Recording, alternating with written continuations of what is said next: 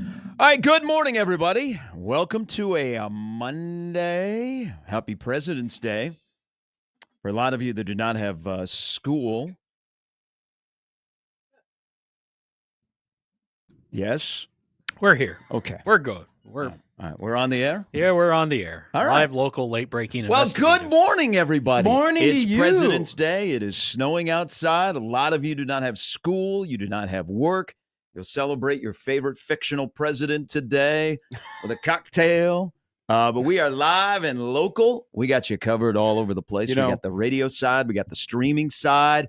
You know what? We are the place to come. Radio and streaming. We'll take care of you. Good morning, everybody. Welcome in. Gary and Matt on a Monday. We're all back together. In the words of Mad Dog Russo, I cut a gummy in half. All right. Okay. That's what some people might be doing this President's Day. Usually wait a little trapped bit in in the the house. day. Whoa. That's what you do when you're 6 a.m. You got some cabin fever? Maybe. I don't know what people do when they have. You grab the gummy? That is new. I tell me more. And you cut it and you just chill. Just chill. Why don't you take the full one? Why do you got to cut it in half? Yeah, go for the full it depends experience. on what you're buying. Everyone knows, it depends on what, just the right dosages. Everybody knows. What are you buying? Yes, teach. What are you buying? I'm thinking, before you go any further, I'm thinking, looking at how you parked in our parking lot this morning, you may have taken a gummy. I did not. You were see just the guessing, lines. weren't you? I was guessing. Okay. I completely Just park next to Joey. I completely guessed where I was parking. No, I don't. Here's my rule. You say just park next to the car next to you. It's a empty parking lot. I feel like. Well, I'm not saying park right now, but he gave you Is he an the idea one where that the drives lines the are. white SUV? Yeah. Okay, so Joey follows the rules. Yeah. Like he never steps outside of the parking lanes. Yeah, you're safe. So I just don't I'm not, wanna I'm not park. sure because I pulled in. I was like, okay, because they're plowing our parking lot right now. Is it bad? I'm like, you just guessed. Oh, big time. Because Yeah. I saw that there were crevasses. I thought he's from Chicago. There were crevasses in our parking lot. Like there were lines, right? Like black. Usually there is in a Like parking lot. no. I mean, there were like black lines, and I think it was just I don't know. I thought that the empty space, like they looked like even spots. So I go, okay, I'll just pull into one of the square looking spots here in the parking lot, and I'm sure when I have to go back out there and repark it because there's no way I'm going to let At least Bishop before Odson take gets his here. phone and start Yeah. recording about how I didn't park properly. So I'm going to pull my car out, and also too, I don't want people knowing what I drive as well, or at least visually seeing what I drive. They know. So I'll have to repark. I'm sorry. Yeah, I'm when glad you told me that. When though. daylight hits, you're going to end up on the bad parking Twitter. Yeah. Okay. You'll end up on the screen But out you took there. you took a good guess. I'm not sure why parking sideways there was the right move, but you know what? Good on you. What do you mean sideways? Like You I'm facing park the sideways? right No, way. you're not. Do I need to go look now? You're facing the street. Do you not remember where you parked? I pulled in a long way away from you because I was concerned that people would come and hit you. Jimmy, go take a picture of his car. Yeah, can you go take a picture? And then put it on Twitter. No, and let no, people No, decide. do not put it on Twitter. Compared to the other two cars that are sandwiching you. I'm not a great parker. I'm a good parallel parker, but I'm just like in general, I'm not good at swinging in the spaces. I don't know what it is. I think it's the yips. Are you a back inner or are you a pull through? No, I'm a pull through. You kidding me? What, are you kidding me? You know me personally. You know me pretty well. You know my personality. I do not scream, oh, let me take the extra seconds to back into a spot so I can pull out properly. No, absolutely not. I pull in and I get out. All right. Good morning, everybody. It is cold outside. There's dangerous cold. Did I see minus 30 potential wind chill at some point this weekend or this week? Like nasty. Yeah, like football nasty. season's over. Why Wind do we chill. have its weather? I'm not and I'm the opposite of you. Like I am not keeping up with the weather for like multiple weeks in advance. But we had Peter Krenzer here in our studio on Friday. Got good when defense Jimmy and on I you. hosted. Yeah. And when Peter revealed to me what the weather was going to be like next week, you should have seen just the pure defeat that fell on my face. And then I went to the weather app and I was just so disappointed. What did I tell you 2 weeks ago? We were enjoying the 60-degree weather. We were smoking cigars. We were chilling out. We were having a good time. And I said, no, this is full spring. It was full spring. And now winter is To be honest, Got we you all back knew right- that already. We knew right it was back coming. in the jaws. Right back in the jaws of winter.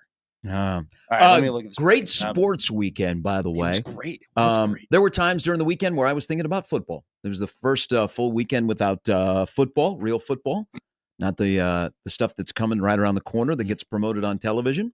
But it was a really, really good sports weekend. I think it covered all the bases. Like whatever kind of a sports fan you were, whatever kind of a sport you root for, it was the whole gamut this weekend of great sports, college, pro.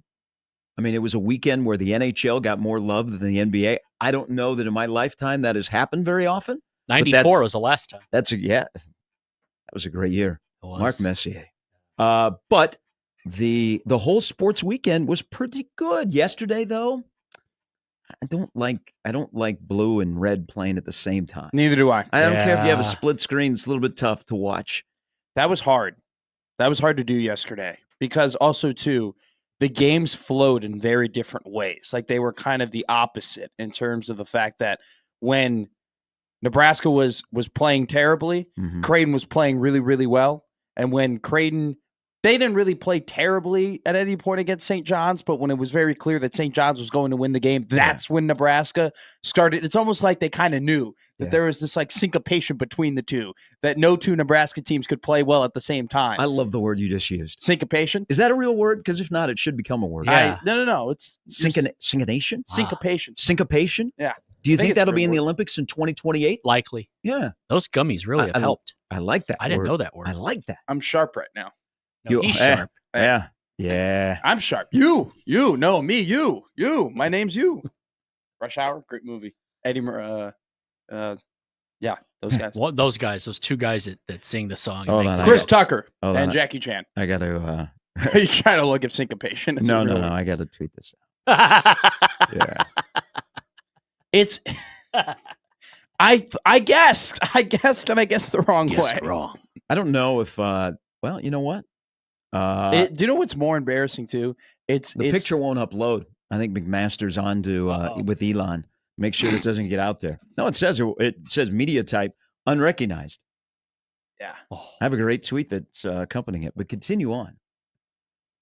If I have to, I'll go outside and get the wrong picture. way. If I was pointed more toward my right, the picture's left, I would have been fine.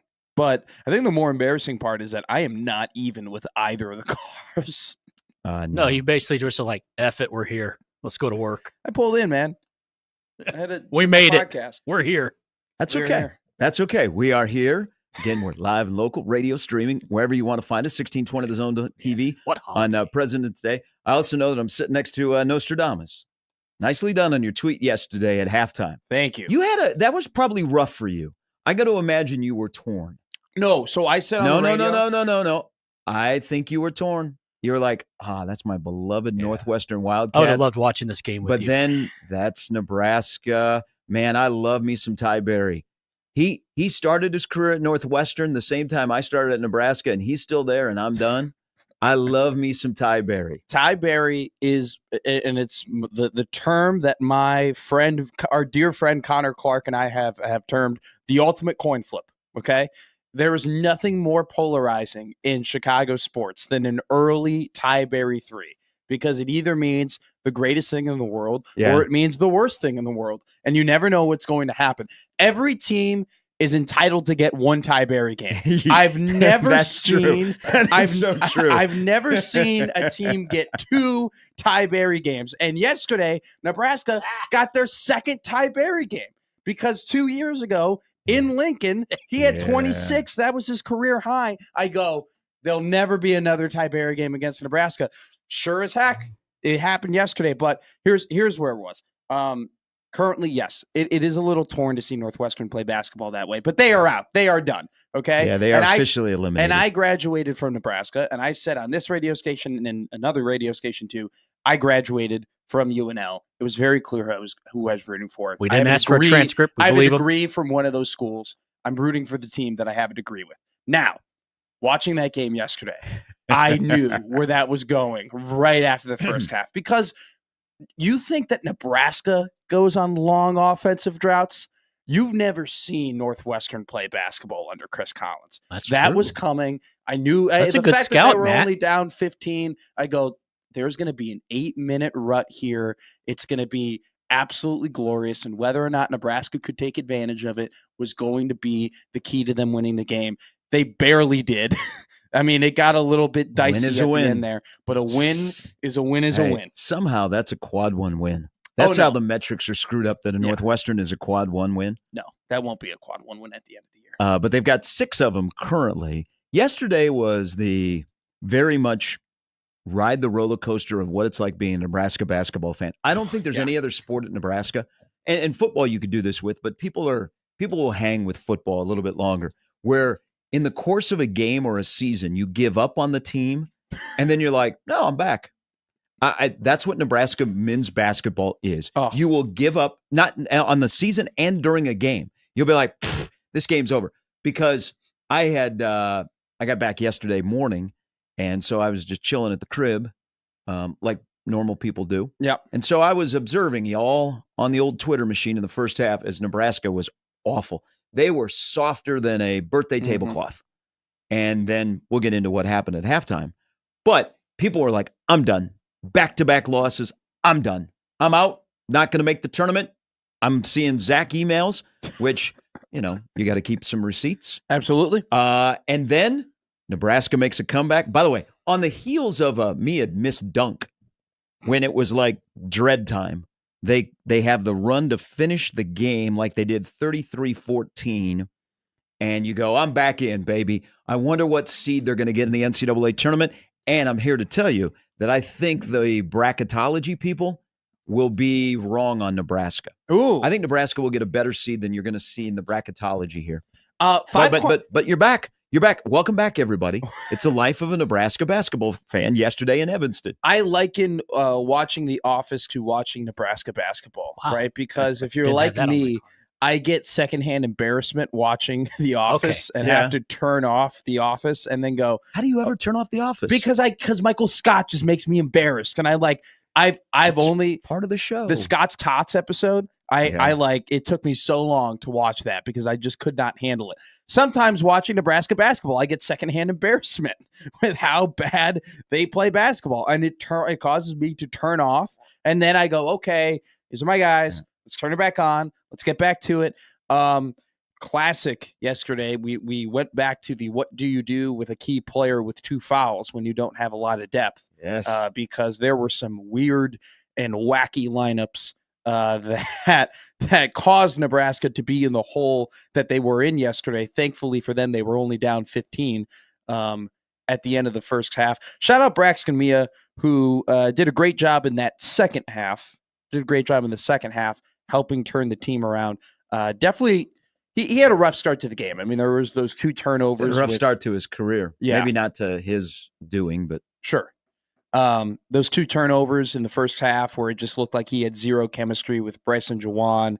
It looked like, man, it was a struggle grabbing boards against Northwestern. Matt Nicholson has played like 6 great games in his life. Pretty sure 3 of them have come against the Huskers. There's something about him and just playing Nebraska.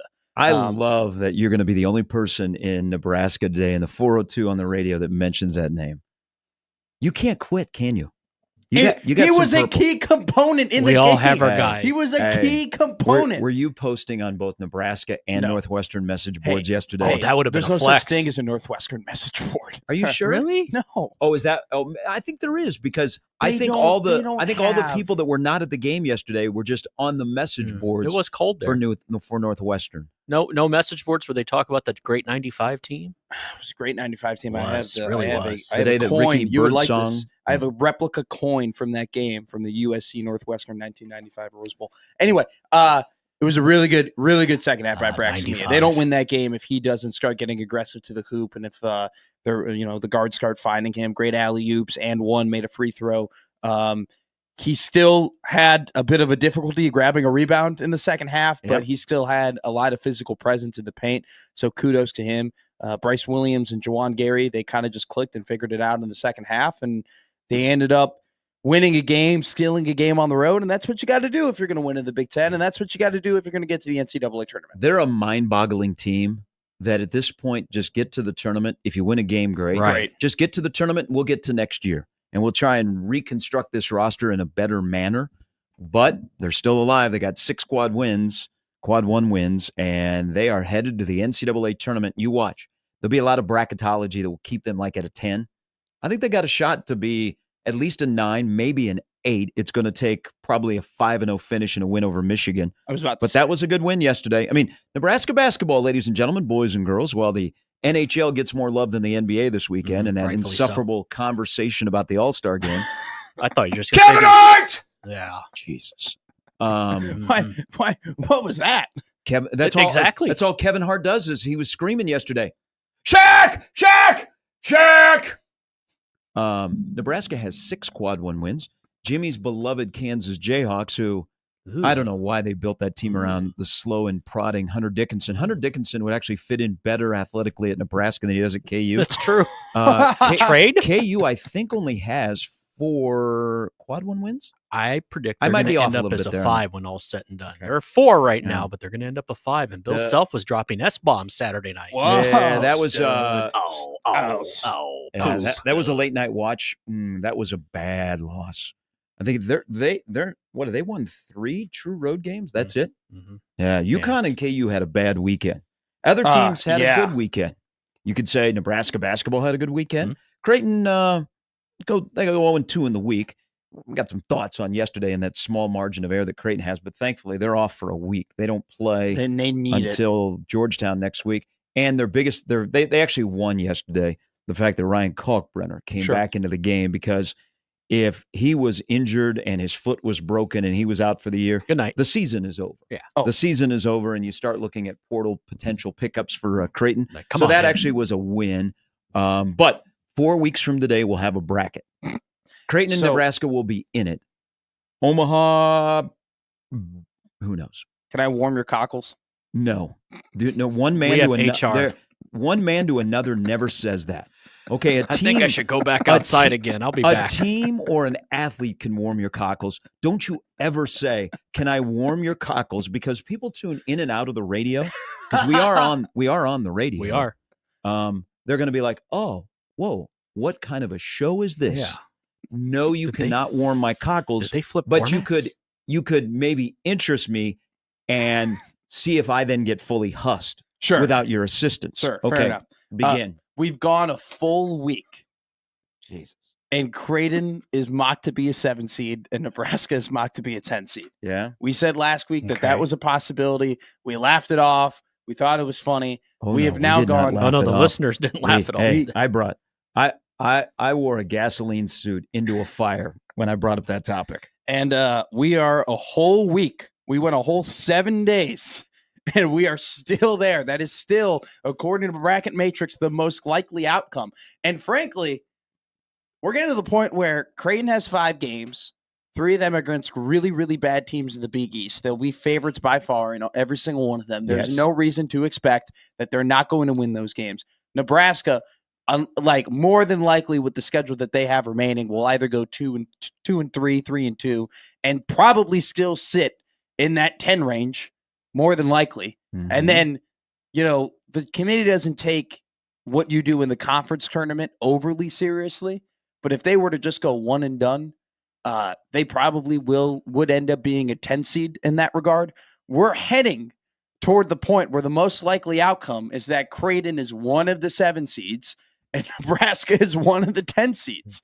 We don't know. Now, we don't know if they're going to get paired up together, but that's currently right now. That's kind of where we're headed. That's kind of where we're going. So you had the Nostradamus tweet. I am Nostradamus from last week on a 7-10. This whole show is Nostradamus. We're just predicting the future. You got anything for the future that you would like to predict right now? Put you on the spot at 626. Ludwig Oberg to win the Masters. Get out of here. He came in second last year. Birdies 4 out of the last 6 holes to win the Genesis Invitational yesterday. Maverick McNeely looked really good, but Oberg comes away victorious. You'll see. He'll be one of the top 10 favorites. Oh, he will be. By far. But my man Scotty. Made a run, man. Found a way onto the first page of the leaderboard. It's a sickness for Scotty Scheffler. Scotty Scheffler cannot help himself. He cannot. Street cred. He cannot help himself but to finish in the top 5 of tournaments. Golf's It bad is like boy. he cannot. It like runs through his veins. Like no matter what, Scotty's got to be in the top 10. We got to cut to Scotty on a Sunday. And you're like, oh, he's in it, or he's dominating the field. He is. All right, coming up on the show, Evan Bland's going to join us at 8:30. Nebraska baseball. Good weekend, 2-1. Yep. Y'all baseball non-knowers out there, I can tell that your drive-bys, like your overreaction to game 1. They play 56 games in the regular season. Nebraska did lose on Friday, but they beat Vanderbilt. I don't call it an upset. I call it a comeback. You know what? Nebraska might have been ranked number 24, Vandy number 26, but the Whistler and the Vandy boys take the big L. That'll age pretty well, but that was not an upset in my book. And then last night, Will Walsh shoved, and Matt Verzal's nephew, Max Butenbach, come on down, big fella, for RBIs. Nebraska baseball is 2-1. They play Grand Canyon today. Grand Canyon hates Nebraska. Nebraska hates Grand Canyon. Most hated rivals. Last year, they got after it. They play just a innocuous, noon game in Phoenix today. About 61 degrees at first pitch. Not sun part shining. Not part of the classic that they just played. But Evan will be by with his thoughts on the first 3 games. Then Jacob Bigalow, basketball knower, will stop by at 9 o'clock. We'll see if he has some knowledge to drop on the show today. Primarily nothing that has to do with basketball. That's the whole goal when Jacob comes on the show from now on, is to not talk basketball. He gets very uncomfortable. He gets out of his he's out of his lane. He doesn't know how to. He's like, you know what, Jacob, Black Jeopardy last night, the tribute on the SNL 50, go, and he'll be like, what is Gavin Griffiths? All right, so that's the lineup brought to you by the rooferys at John Higgins Weather Guard. Do you think that's how Bigalow acts when he's on a date? Like he'll be talking to a girl. The girl's like, "What do you do for fun? Like, what do you do for to get around?" I watch Gavin Griffiths and Braxton Mia play basketball. That's kind of my passion. Then let's go back to my place. Do you think that's the pity play? Like if by chance he's matched up on Hinge or Tinder with a female, and she's like, "Oh, I'm a Nebraska basketball fan. I get it. Come into the safe place, little Jacob." He's getting on a knee at that point. Let me take care of you. Anyone who has to watch Connor Siege and Gavin Griffiths play basketball at the same time, he can come here, babe, come here. I'm Just telling lay you, down. They are the most mind-boggling program that is going right now. And you could do a poll question: is Nebraska men's basketball the number 1 sport around here where you quit them and you can't quit them all in the same game? Because people were done yesterday. Like, that's a bad loss. I'm here to tell you, we'll get into it a little bit later. It's actually, in my opinion, one of Fred Hoiberg's top victories at Nebraska ever in 6 years. What happened yesterday? I will explain why I feel that way, but it is one of the top wins for Fred Hoiberg at Nebraska in 6 years. I'll explain a little bit later. I could have told you they were going to play that way when I found out that they were practicing at Michael Jordan's old house. I could have told you that's exactly what was going to be the result when they went into that. By the way, 62nd birthday for Aaron Jordan today, yeah. Do you remember when he turned 50 and there was like actual talk if he was going to come out of retirement to play 1 game? You know what? Probably would have made the NBA All-Star game better. That would have been way more entertaining than the NBA All-Star game. But yeah, they practice. So the person that bought MJ's old place is from Nebraska. I had no clue it got sold. Yeah. Mm-hmm. I mean, that thing was infamous with not getting sold. I mean, whenever the Sun-Times was low on stories in the summer, they would just go, "Hey, let's write an article about Michael Jordan's overpriced and overhyped house," because like that just got people would open it up, be like, "Oh, let me read about this real estate abomination," and they would do it, and then we'd close back up the papers, and then 6 months later, it'd be like they lowered the price by $2 million more, and it's still overpriced. So that's the lineup brought to you by the roofers at John Higgins Weather Guard. There's a ton of talk about from the weekend in sports, but also around here. As you know, this was a rough weekend for a lot of people that had heavy hearts when the news started to trickle out that Friday afternoon, Greg Sharpe, the voice of the Huskers at the age of 61, had passed away after his battle with pancreatic cancer. And first of all, hat tip to Ben McLaughlin and my former partner, Nick Hanley. Ben and Nick sharing a booth with Greg doing baseball. They've developed a hell of a relationship. And I know how much Greg means to them. And I thought those guys handled Saturday's broadcast really, really well, because that when you go to school for broadcasting, they don't give you a handbook that says if you have a partner that passes away that you love and has been a mentor to you, this is what you're supposed to do. So great for Ben and Nick and the way they handled it. And They were in think, the best place too. Yeah, and I think about, there were some incredible tributes that were written. Amy Just and Tom Chattel wrote some great tributes, and I'm not here to tell you that I know Greg very well. I do not know Greg very well at all.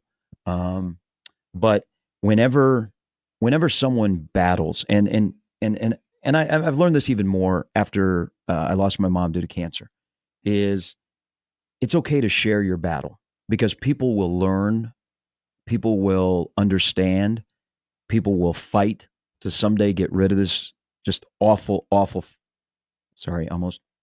disease. But there's always like, wow, can you beat cancer? And it is really, really cool when you see videos or people that get to ring the bell when they are cancer free. And that's an incredible moment.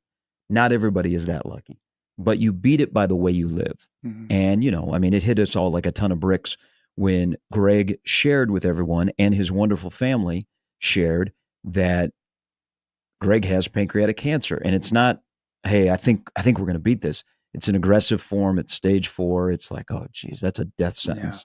Yeah. And the way that he handled it. And I always think about the quote whenever I lose a friend or a colleague that is battling cancer and passes away, I always go back to the Stuart Scott line. And, Stuart Scott put up a hell of a fight against cancer, and he beat it by the way he lived.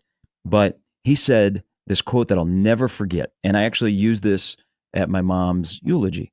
He said, when you die, it doesn't mean that you've lost to cancer. And I think about that line a lot. And I think about Greg and the things that he did and that he was able to experience the love that people have for him because he loves a lot of people. He was able to experience the love that people had for him before he passed away. And I can't tell you guys, the thing that the University of Nebraska did, and this was a rough year for Greg. I mean, that's no. Oh, yeah. He missed a few games. He made it to the first game. The BTN Journey piece, man, if you got allergies, I would not watch it. But it was a rough fall for him, but that kept him going. What Nebraska did for him in Greg's final weeks to name the radio booth at Memorial Stadium after him, and he got to experience it in person, I think was such a great gesture by Troy Dannon and the University of Nebraska Athletic Department, because Greg got to feel the full extent of people that love him before he was gone. And there's a lot of people that, have shared their tributes and their memories and stuff like that online. But they also shared them while Greg was still with us. And Greg will always be with us. He'll have that legacy. But it was a tough weekend. It was a really, really tough weekend when it officially came out on Saturday morning. And, he'll be missed. And I don't know if you guys are into religion or not, but I do believe in the higher power. There is something that will always stick with me about Greg's fight with cancer and his connection to the Nebraska baseball program is the night that they put GS on the side of their hats, Jackson Brockett threw a no-hitter.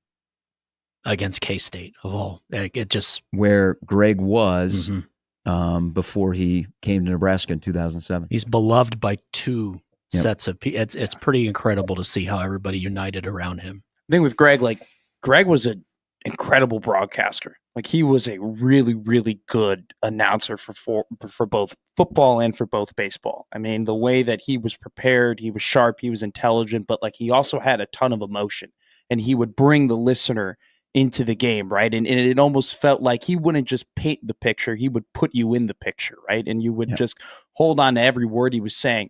And he was so good at broadcasting, but he was such a great guy that we bring up about all those great stories, and it's just a testament to how great he was at his job, but an even better person he was, which is, quite the tall task. And, for me, just personally, I knew Greg, and Greg was a guy for me who, it was overwhelming at times to just be in the mammoth of Nebraska media corps with all the writers and the cameras and the stakes and the interest and doing what I was doing. And Greg was always like a source, like a friend of comfort for me. Like when we talked, we always talked about like my life, his family, my family. It was never about sports. It was about, he would always try to check on me with my classes, make sure I was going to class, make sure I was doing well in class. And like, for me, it was never Greg's responsibility to listen to students' tapes. It was never his responsibility to take calls. It was never his responsibility to give them advice. It was never his responsibility to go to the College of Journalism and talk in countless classes and create connections and relationships with students. Yet he did that.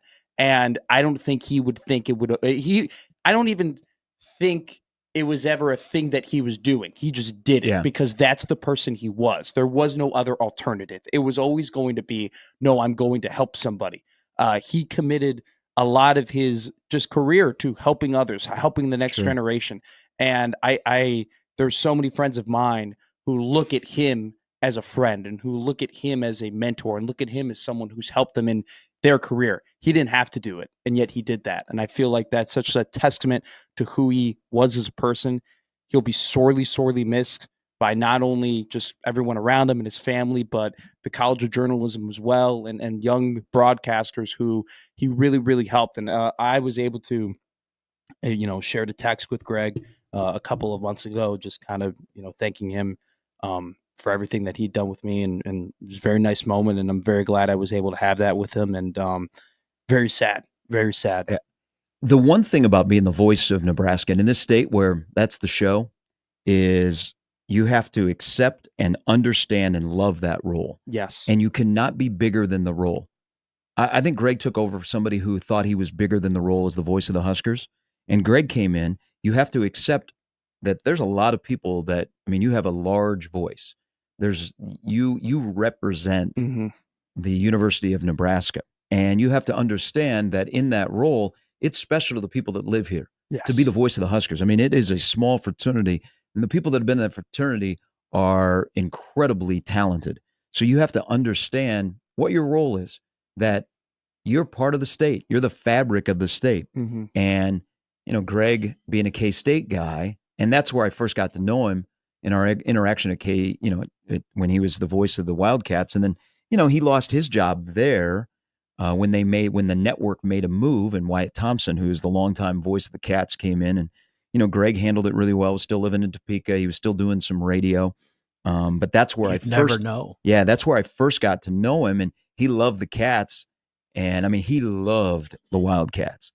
I think his love of Nebraska, the state, the people, the program, eclipsed what he did at K-State. Now, with all that said, I think Greg Sharpe was an a-hole. And I'm going to tell you why. Now, you have to follow along with me here, because you guys just looked at me like I was a ghost. I know you. I know. So I moved back to Nebraska. This is 2013. Again, I didn't know. I didn't have a lot of times where I interacted with Greg. I was not living in Lincoln. We would see each other. So I moved back here, and I know Greg from his times at K-State, and I knew that how he got the job here, which was fantastic. Like Tom's column, Big 8 brother. I'm sitting in the lunchroom at Memorial Stadium on the 6th floor. This is 2013. 2014. I really have not seen Greg since I moved back here. But, as he's getting ready for a broadcast, he passes through, he grabs a drink, and he's headed to the booth. And there are 4 people that are sitting at this table, and 2 of them are on the broadcast with him. And he walks by, and he stops, and he looks at me, and he goes, "Yeah, you had to move back, didn't you?" Okay, I don't know him very well. Sure. He says that, and he keeps moving. And the people at our table, like, huh? They're like silent. And they were like, "You?" And I said, "I have no idea what that is." I go, "That was kind of a dickhead move." I go, and he wasn't like, just joking, like, "Hey, welcome back. I haven't seen you in a while." Yeah. That sat with me for a couple of years. So I thought, that guy's a jerk. an absolute jerk. Because people, like the guys with me who are friends of mine, they were like stunned. Yeah. So it stuck with me for 2 years. We're at Big Ten Media Days, and we're doing our show. And Greg is getting interviews for the network. He's a couple of tables down. And he would like pass by us. He wouldn't say anything to us. And I'm like, this guy, who's this guy think he is? What'd I do? Like, I just moved back. So I confronted him.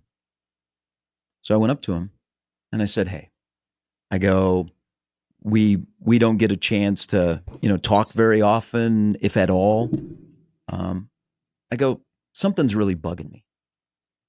And he had like a smile on his face.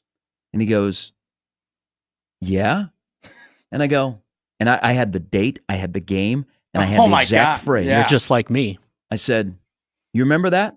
And he's like, yeah. And so he's smiling now. And I'm like, I didn't appreciate that. And he was like, oh. So I'm like, okay, this is going to be a jabroni here, and he's going to try and back out of this comment he made to me.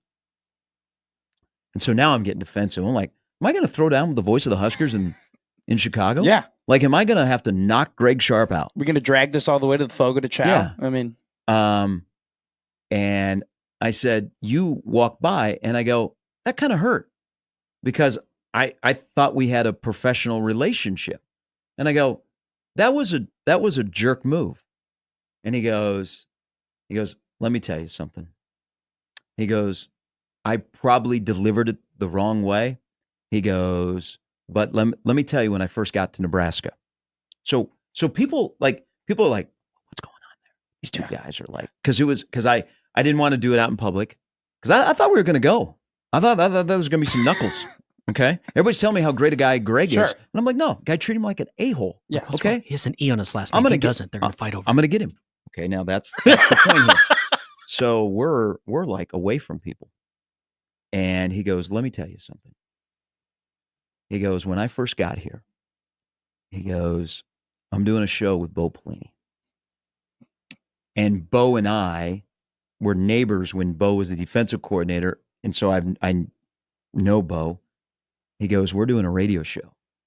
And Bo refers to me as Gary Sharpe. He goes, I was so ticked off.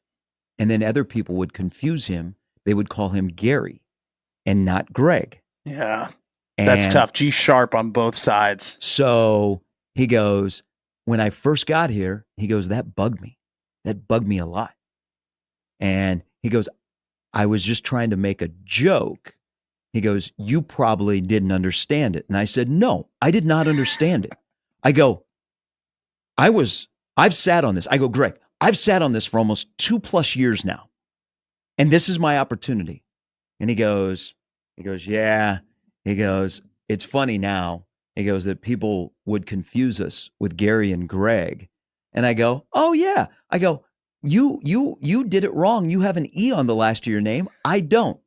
And so in Chicago, we shared a laugh about people that confuse us, ask if we're related, and then call us Greg or Gary.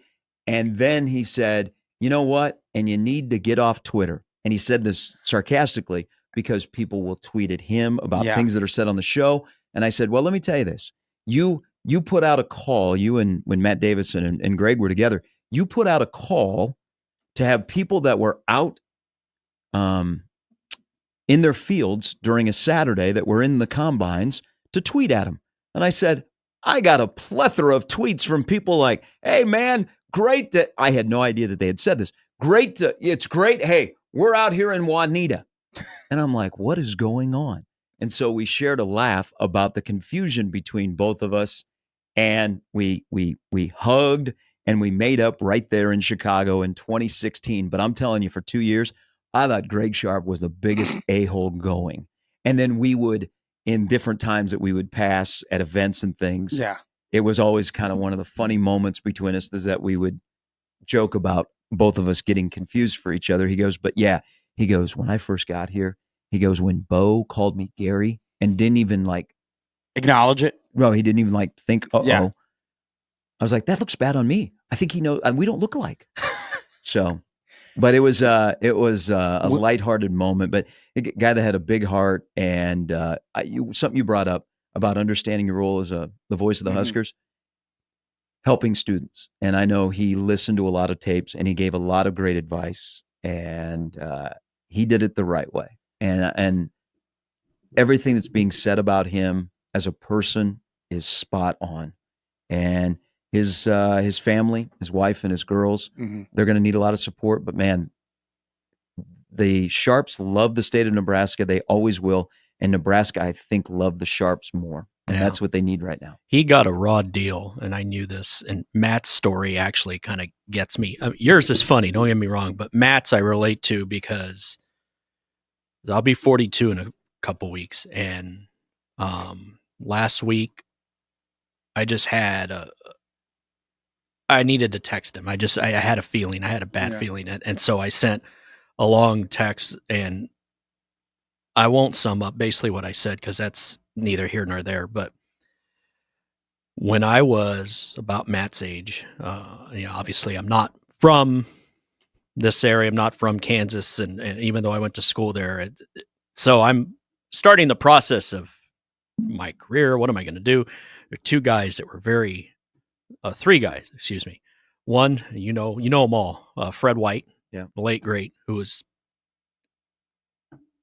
Tom Hedrick, who's still with us, and both voice KU, Nebraska. Both of them told me, call Greg Sharpe at WIBW, and I knew Greg enough that I knew he got a raw deal. When it's funny, we both worked for the same guy at one point or another, and that's another funny story that we could share. And so I call him. He's not going to get back to me. I'm nobody. This guy worked at K-State. He works at the Kansas State Network and all that. He called me right back, and he was trying to help me get my first job. And I just thought, wow, that's just nice of him. And then to learn that's who he was. So fast forward to 3 years ago, we had our life in Kansas City, and it was a pretty decent life. And we have this big change in our life to come up here, which, those that don't know me, my wife, the whole family, they're from Nebraska, so they bleed red. So there's the connection. And I always liked the Huskers growing up, especially football. And he and I were on the phone for about an hour. I was standing outside work because I don't want to talk inside. I was standing outside in the heat. And some of the things he said to me, and the last time we saw each other, we had lunch, I guess, about 20, I don't know, about a year before he made the announcement. And then thinking back that all this had happened, and yet all the time he was always just so generous and kind with time.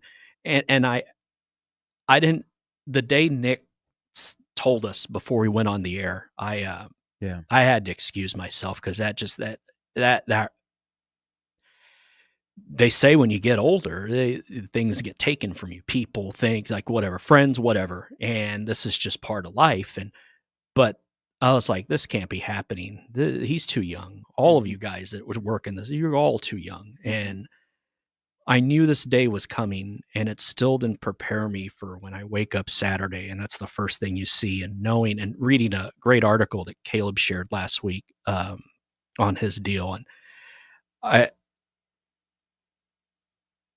in life, you think you're meant for certain things. And I remember watching the K-State video they put out and then seeing how beautiful people have been here. Mm-hmm. To me, he'll always be a part of this great community. And that's the one thing I've learned about being here from being around all you guys is that this community of people, and then reading the tributes and reading Tom's column, which got me again, because I know what Tom's talking about. Like, that you guys all go back to a different time and to still be around and doing it. And you know what? No matter how bad your day was, when you talk to him, and you know this, how are you doing? Yeah. Hey, all right. By golly.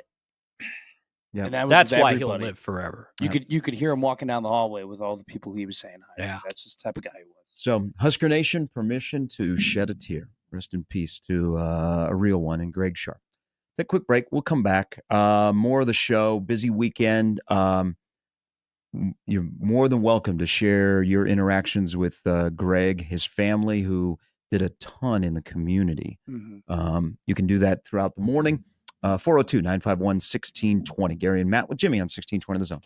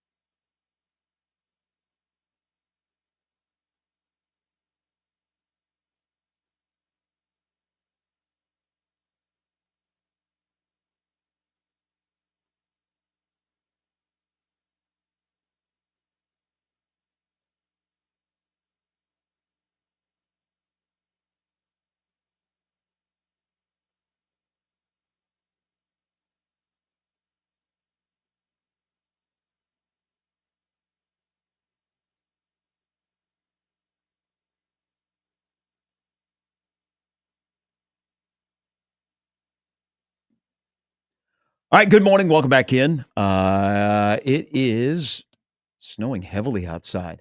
Hello. Is Mount McMaster It's still going to be standing adding strong? to it. Do we need an update on that? I wasn't here on Friday. Yeah, Did there we- was some chaos. Do we have Did you not hear what occurred? no. Well, I know that you guys were going back and forth. So I went to Home Depot and I bought a 2x1 4-foot wooden rod. Of So the course you did. Table's going to have to wait. And then I took an old T-shirt and a Milwaukee Sharpie and I wrote Mount McMaster on the T-shirt. I taped the T-shirt onto the pole, so I made a flag. It's Okay. legible And to then- his okay. credit. Then I went and I strategically did it the crossover. So during the crossover Yeah. with Bishop here, Josh Peterson, and Connor Happer, So you came back. I came back to the studio. I grabbed Josh Otson.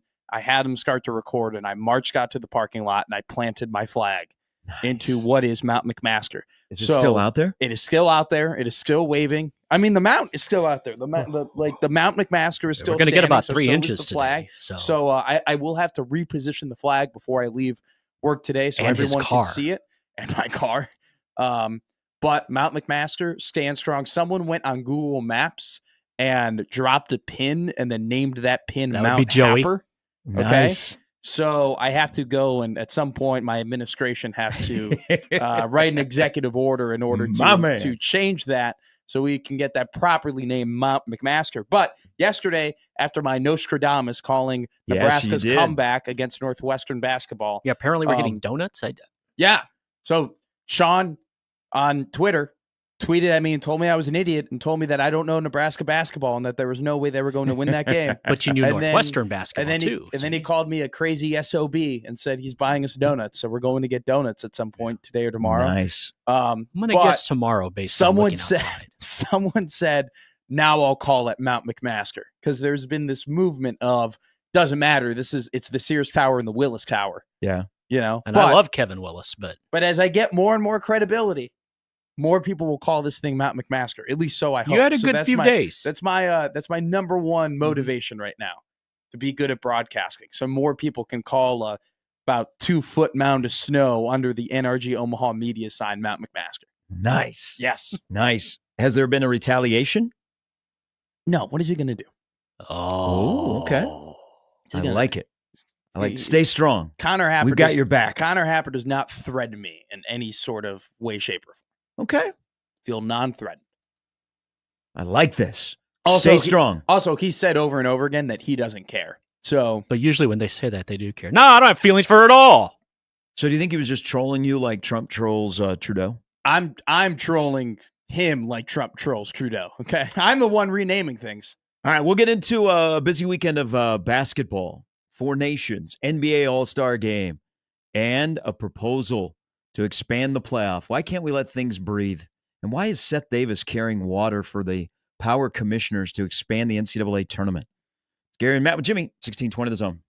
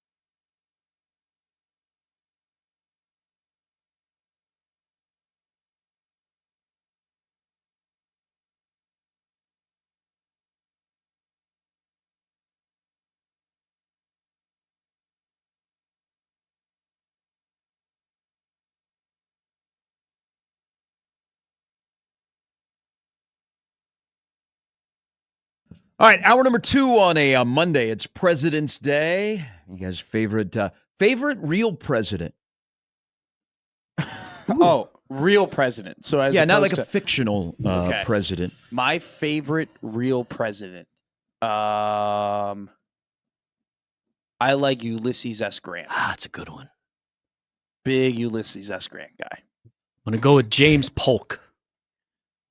Wasn't he president for like 40 days? Was that the one who got shot? No. And then got although that sick? would have been a good one. No, I think Polk lived longer. It's one of those. I took a history of presidents I class. used to know this stuff too. Yeah? I did. Took a full history of presidents class. I'm pretty sure Polk was a part of the one-term era where there was like about 40 years of presidents that really just didn't do anything. And like it was just Kind of like You NBA kinda champions in the just went- 70s. it kind of just very, very unforgettable, almost like 70s NBA basketball, you know? Warriors kinda- win 1 year, Yeah. Celtics and Blazers and Bullets and No Sonics. real dynasties, Yeah. no real like dominance or anything like that. Yeah. Just a lot of flashes in the pans and whatnot, you know? Potential. They could have been good. That's what James Polk was Yeah. a part of. Yeah. How about yours? You're a Reagan guy, right? Didn't you say that a couple times? I've seen 2 presidents in person. So Ronald Reagan, when I was a kid, came to my school because of the Iowa caucuses. Oh, yes. And I was like, this is so cool. And then I found out that he was a baseball announcer for the Cubs, that he was an athlete. And so I studied Ronald Reagan. Now, his policies, I guess, he is one of the more successful presidents. Sure. But I've seen President Reagan and President Obama in person because President Obama, during a campaign swing, was at Baxter Arena. Oh, And so I went and watched him.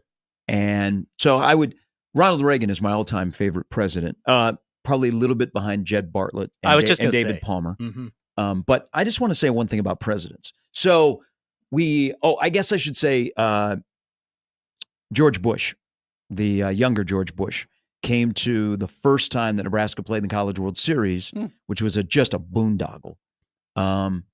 Bishop and I tried to hang outside of the radio booth because we were doing Nebraska baseball at the time, to get a glimpse of the president because he was walking down the hallway. We got shut down by a guy with a big gun. yeah, I'm sure. But I want to say this because yesterday there was the Daytona 500, which What a crappy end. I miss boogity boogity boogity to begin. Let's go racing. Yes, I miss that. And Fox missed the boat celebrating their 25th year of covering Daytona, where they don't read the room. They're kind of like Draymond Green, who has no self-awareness. That's for sure. That was the highlight of my night. And we last waste too much oxygen on Draymond Green and what he thinks. He should just go back to being a podcaster where he was really good. But then he expanded his empire, and yeah. But Fox yesterday on their I was tribute, grouchy. Fox on their tribute yesterday, they included the day that Dale Earnhardt died at Daytona. You got to understand. I get it. That is a moment that will always be attached to the Daytona 500. That was their first, right? Mhm. Fox, yeah. But you have to understand your audience. That moment is not one that I put in a celebratory, this is our 25th year of covering Daytona. No. So they're like the backlash. You think the backlash for Terrence Shannon's jersey being upside down at Champaign the other night is bad? The backlash that Fox is getting for doing that. But with that said, so President Trump shows up yesterday. I mean, the man's gone to the Super Bowl. He's now gone to the Daytona 500. Do people not understand? Because there was a big deal about, he's doing a flyover. And then he did the lap around the track in the Beast. The airport is basically, next to the track. So that's where planes land. Okay? Do people not understand that? I guess they don't. The airport in Daytona is right next to the track. So if you're going to land a plane, more than likely you're going to fly right over. by the Yeah. Daytona 500. Yeah. But I'm also here for this. It's a photo op. It's not because they're a fan. Heck, he didn't stay very long at the Super Bowl, didn't stay very long at the Daytona 500. I wonder how long President Trump would last at a Nebraska men's basketball game. Most people wait until about 4 minutes to go in a tight game before they leave. Would the president be out before halftime? My question is, would the president have to beat the traffic with the rest of the people Exactly. on the way out? Is he the what? Like Does he he take gets an 80 or escort, right? 6? Like no. Do you think he's looking at Melania? Shoot, I know it's a close game, but I just we parked right next to McKinney's. I know it's going to be a son of a gun if I have to back out of there. And it's just like, But the honey, people, Red Panda. people are going to try to go to Laszlo's after the game because it was actually a 3:30 tip. So let's just, I know Bryce Williams has 32 points, but let's just get out of here. Let's just get out of here and get back to the Holiday Inn. You think he goes like that? Staying at the Holiday. Hey, I'm done with president's appearances at sporting events. Okay, you're doing it for yourself, not for the fan, unless you're a true fan. What's the benefit? Like if President Clinton was a true Arkansas basketball fan, so he's in the building to watch them win a national championship, that makes sense. Yeah. But you know what you create? You create a boondoggle. I don't care if you're Republican or Democrat. I'm done with presidents going to big sporting events because they had a jam of people that were stuck outside of the track because of the security measures, okay? And it's not, they're there for the photo op. They're not there for you, okay? There is a rumor out there that NASCAR paid for the expenses to bring the president back to Daytona because he was there in his first term. What's the expenses? Gas for Air Force One? Everything. All of that stuff. Yeah, there's a rumor on social media. Yeah. Pub subs for a But I seat. don't care if you are blue or you are red. I am done with presidents going to major sporting events. Let us just have our get in, get out, enjoy. Go to a game. Yes, just go to a game, okay? I don't want photo ops at sporting events. Don't use us. Okay, you can cheer for us, but don't use us. So I'm over it. I don't want to see another president at a sporting event, which it causes issues. Republican or Democrat. This applies to everybody. But that guy's the guy that was working the Secret Service when Bush was at Rosenblatt. That was a big lockdown. Gun. That was a big gun. Oh yeah, they Big had us dude. in lockdown. Oh yeah. But it also was a gigantic mess that day. It was a Friday. Tulane and Stanford played the first game. Then Nebraska and Cal State Fullerton played the night game. It was already a friggin' zoo. Sure. And then on top of that, you have the most important person in the world. So they shut down 13th Street. Yeah. And you got all these people that are backed up because, the President Bush was coming from Bellevue. Mm-hmm. I think he'd landed at Offutt. Mm-hmm. And it was such a mess. And he didn't even stay for the Nebraska game. Really? Yeah, he did the first pitch and then he shook hands and then he was I'm not out. a fan of that. See, if I disagree with you in this regard. So he missed culminate? If the president wants to go to a game, if the president wants to sit down and watch a game, okay, it could be the Daytona 500. Hell, it could be an Omaha Storm Chasers game. If he wants to go and watch a game, we can't even get the Savannah Bananas here. He ain't going to a Storm Chaser game. If he wants to watch a game, the man should be able to watch a game. But I'm for, and I agree with you in this regard. If you're just there for two and a barbecue, all right, don't come. All right, don't come. If you're just there to throw out the first pitch and then you got to take another, flight to Singapore to go and talk to the embassy people, like don't show up. It's not even worth it. We don't need your presence. But if you're going there, to Ashland, hey, what? Donald Trump is in Chicago. Look, Matt Shaw's in the lineup. He's batting 7th. He's got 7 hits in his last 10 games. The man just wants to see the next great third baseman. He should be able to go to the game. And so you can't get in at first pitch because of security measures? Mm-hmm. Okay, are you asking me if I would be annoyed? You'd be annoyed? Yeah, of course I would be. That's what I'm alluding But to. at the same time, if the man, I respect the man who just wants to watch some ball. Okay, and if the guy wants to watch some ball, I said, that's what he's got to do. If it's President Clinton and he's a diehard Arkansas Razorback basketball fan, I get it. Like Barack Obama, when the Chicago White Sox, if they would be in the World Series. that happened against my team. He would go. I would understand that. But other than that, it's a boondoggle. It was a boondoggle. But if you are going to go, then stay. Then enjoy it. That's my thing. Be a fan. No, I think at least Taylor Swift stays for the entire game. Mm-hmm. Wait, it's true. Weird. Did you see the pictures over the weekend? It's the life you choose, but man, that's a life I would not want. That there are pictures from her time at the Super Bowl where she had to go to the bathroom and her security detail follows her into the bathroom because that's how it works. Yeah. That's cost to being famous. But let's say the president stays even through the rain delays yesterday because the Daytona 500 didn't end until about 7:30, 8 o'clock last night. What if he stays the entire time and you see like videos of him and he's gambling and he's like, you know what? Wearing a Skinner shirt. He's on fantasy. Yeah. Yeah. He's got his own part of the cooler. American people. Look. He's pounding an American beer. He's like, you know what? As he's got a Busch Light in one hand, he's got a Molson in the other and he squeezes the Molson and crushes the can. They're cheering him on. Here's the thing. The guy's got to set a culture. All right, America is just one big locker room. All Hey, right, he's just hey, gonna. Hey, you're going. We're distancing ourselves from wherever you're going here. So go ahead. America's just one big locker room. All right, and he's got to set a culture, right? And you just need to see your coach at some different events. It's no different than Matt Rule going to a basketball game, or Matt Rule going to gymnastics, or Matt Rule going to Donald Trump is traveling America and he's Just making his compare presence Rule to felt, Trump. guys. Hey, I'm here.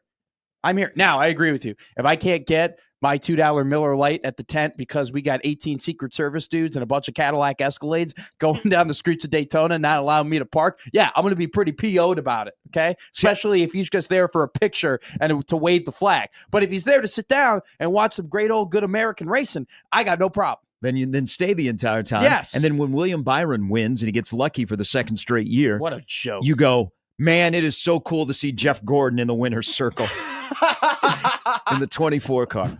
Sean writes in, what many people may not know about any president when you go where he or she is he forecasting something? He knows something we don't.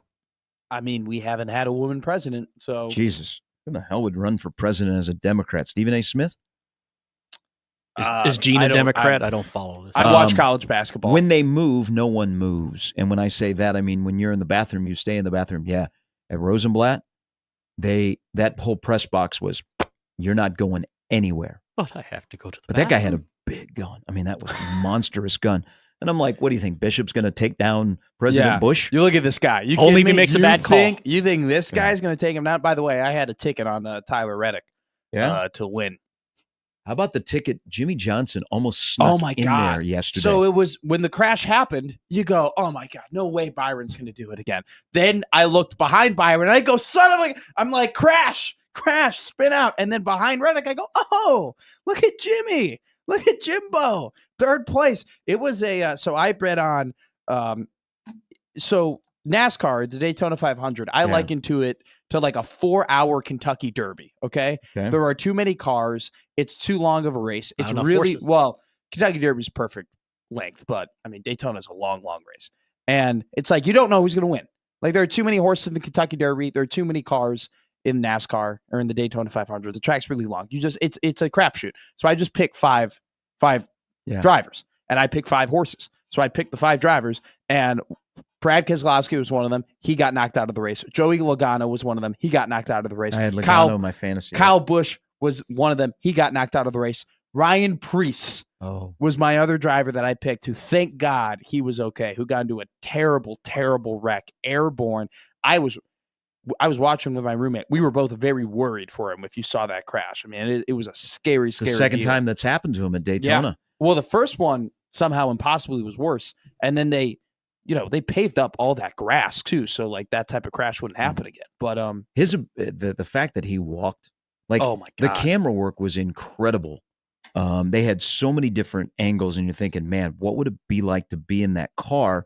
Because he essentially was hanging in the air. I mean, there's the Ryan Newman crash, and the safety measures continue to get better and better and better, but incredible camera work. The fact that he was able to walk, not only out of the car, because the windshield is gone, able to walk to the emergency vehicle and then walk out of the care center in the infield and go, yeah, I was, when I was in the air, I was thinking about my daughter. And then, you know what? He'll be back in Atlanta next week. Well, the fact, not only that he was able to walk, the fact that they could put a camera in front of his face after like, hey, Ryan, like you were in a crash that definitely could have, like, if something went wrong, it could have been the end of your life. How are you feeling? Yeah, look at Ryan Preece goes airborne at Daytona. Not a scratch on the face. Tucker Timmerman takes a 104-mile-an-hour fastball right back at him. And yes, 2 of the greatest images of the weekend. The face of Tucker Timmerman, the Nebraska pitcher, and the fight. I'm seeing a right knuckle to the cheekbone of a Canadian. Yes, we'll get into that a little bit later, the 4 Nations, which, by the way, we have hockey at 11 a.m. this morning. I know. The U.S. plays tonight. You think your president will be in Boston on Thursday? Ulysses S. Grant? That would be a little difficult. Jack Trudeau? Donald Trump? I hope so. Cheer on USA versus potentially Canada? That'd be a massive. I wonder what I wonder if they have a final, if the final ends up being USA versus Canada. I wonder what the ratings will be. I wonder what the pop will be. Be like I'm very Iceland interested and in the that. They were US really 30 good. years ago. 4.4 million. It's That's the great. best rating for a hockey game outside of a non-Stanley Cup hockey game since 2019. Wow. Sean McDonough's so good too. I said it to you the other day. It's great for hockey. It's terrible for the NHL. Yeah, I disagree. I disagree in that regard. But we can get into it Yeah. in a little bit later. But I totally blatantly disagree with that. Here is Nebraska ball Mike, who has been holding. Good morning. No, he is not. Where did he go? He called back and then All right. okay, call back, Mike. Call back. One of the things, Mike. Remember, Mike won the Yeah, he's coming in to get his money today, right? Yeah, but I don't think it's going to happen today. And so he was just kind of asking how long he had, and I said you should still be good. And I told him next week it's going to be in the 50s. So if you don't want to get out when it's super cold, so Look at that. but he should call back because he has thoughts. McMaster. Just so beautiful, ain't it? You can't see it. Yeah. I'll go out there and I'll readjust the flag so you can see it. Well, I think because of where the pile is and where I sit, I don't think I'll be able to see it. Yeah. Oh, okay. Yeah. Beautiful. You just might have to readjust the pole a little bit. It's all in all On its your glory. accomplishments in your young career, where does that rank? Top. This is good. I was proud It's at of the you. top? No, it's second to my Nebraska Broadcaster Association award. But then Mount McMaster, definitely second. I remember winning those. We're off and running. We'll get into the Four Nations. Red, white, and blue. Does red, white, and blue play during the NHL season? This year, yeah. Red, white, and blue. There's Team USA playing in the NHL. Oh no, they don't Yeah. play. All right. Plus, Okay. when we return, I got my thoughts. Okay. All right. When we come back, do you think Fred Hoiberg likes this team? Serious That's question. a good question. I think it's a pain in the ass to coach. I think this team is the biggest pain in the ass to coach. But he got one of his biggest victories at Nebraska yesterday. Yeah, it's a good victory. It's an important victory. We'll be back with more. Gary and Matt on the radio and streaming, wherever you can get us. And we've got an app. Gary and Matt on 1620 The Zone. Hey, if you want to be a baller shot caller, you want to be good on the floor, you want to be great off the floor, what is one place that can help you do both? AEF Academy, one of the fastest growing youth basketball programs in the Omaha area. Attitude, effort, focus, core values. They instill them in every athlete to become impact players both on and off the court and in their communities. They are hosting competitive teams, camps, and valuable instruction opportunities for players at all levels. And they're getting ready for their big spring and summer team tryouts. Now, there is no charge to try out, but registration is required. Second grade through 17 under boys and girls teams. AF is on the Recruit Look circuit for their older teams. Go to the website for more information, the dates, and to get registered at aefacademy.com. They've got a fantastic brand new facility, 99th of Portal Road in Papillion. They've got 3 hardwood courts that will help you with your game. Plus, they have great coaches that are paid, trained, and dedicated to shaping the complete athlete. Now, when you go to these tryouts and you're wondering, okay, how is this? This is what's going to go on here.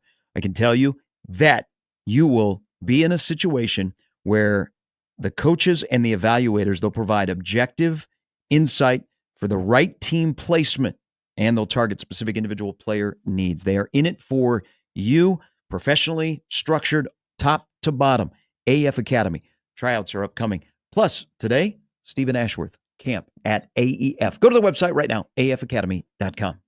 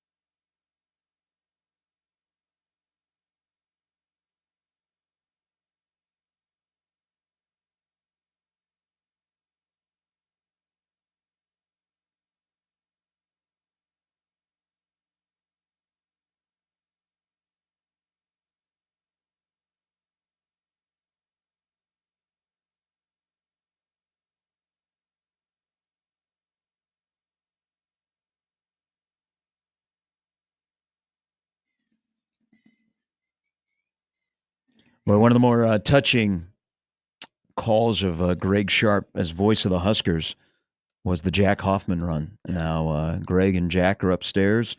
They're going to have the best seat to watch Nebraska football in the fall and all of Husker athletics.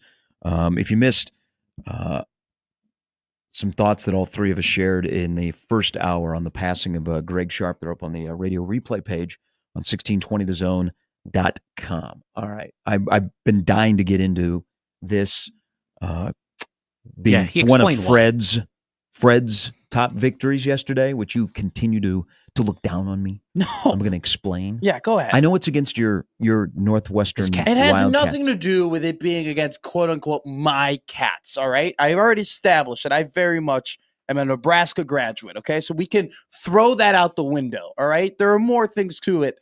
As you know, there are real reasons as to why I just disagree with you. At what point did you take off your Boo Booey jersey yesterday? I don't have a Boo. Purple and red, nice little Was combination. that after Bryce hit one off the glass and you're like, this is going to happen today? You know what? I actually had my Keisei Tominaga hoodie on. So nice. There you go. But that comeback does not happen against most teams in that league. The comeback happened because you were playing a bad Northwestern team. Yes. That's okay. Yes. We can acknowledge that, but it's still one of the better victories under Fred Hoiberg. I'll get to that in a moment. Here is Nebraska Mall Mike. Hello. Hello. My condolences to the Sharpe family. Thank you, Mike. Where was he when Michael Bishop was in Manhattan? He was there. He was the voice of the Cats. So, did anybody ever talk to him about the Eric Crouch game and the face mask and what he thought about that whole game? I'm sure somebody, like, tongue-in-cheek asked him when he moved here. But I don't know. I've never heard the call, the K-State call. I've heard the Warren Swain call. I'm surprised about that. I'm surprised he didn't prefer to stand. He got to see some really good athletes down there. He got lucky, man. If you're going to call Kansas State football, he got the one decade you want to call. Yeah, we're very fortunate here at Nebraska that Greg was available in a time of need to fill that role in 2007. Now, I don't know what this means for me, but I love where this is going. I stopped watching the Washington game at halftime. Okay, they won late. And then I stopped watching Northwestern about 15 minutes left. They won? I don't know what that means. Stop watching Nebraska basketball. You're just now going to be referred to as Mike. Yes. Listen on the radio instead. Does that count?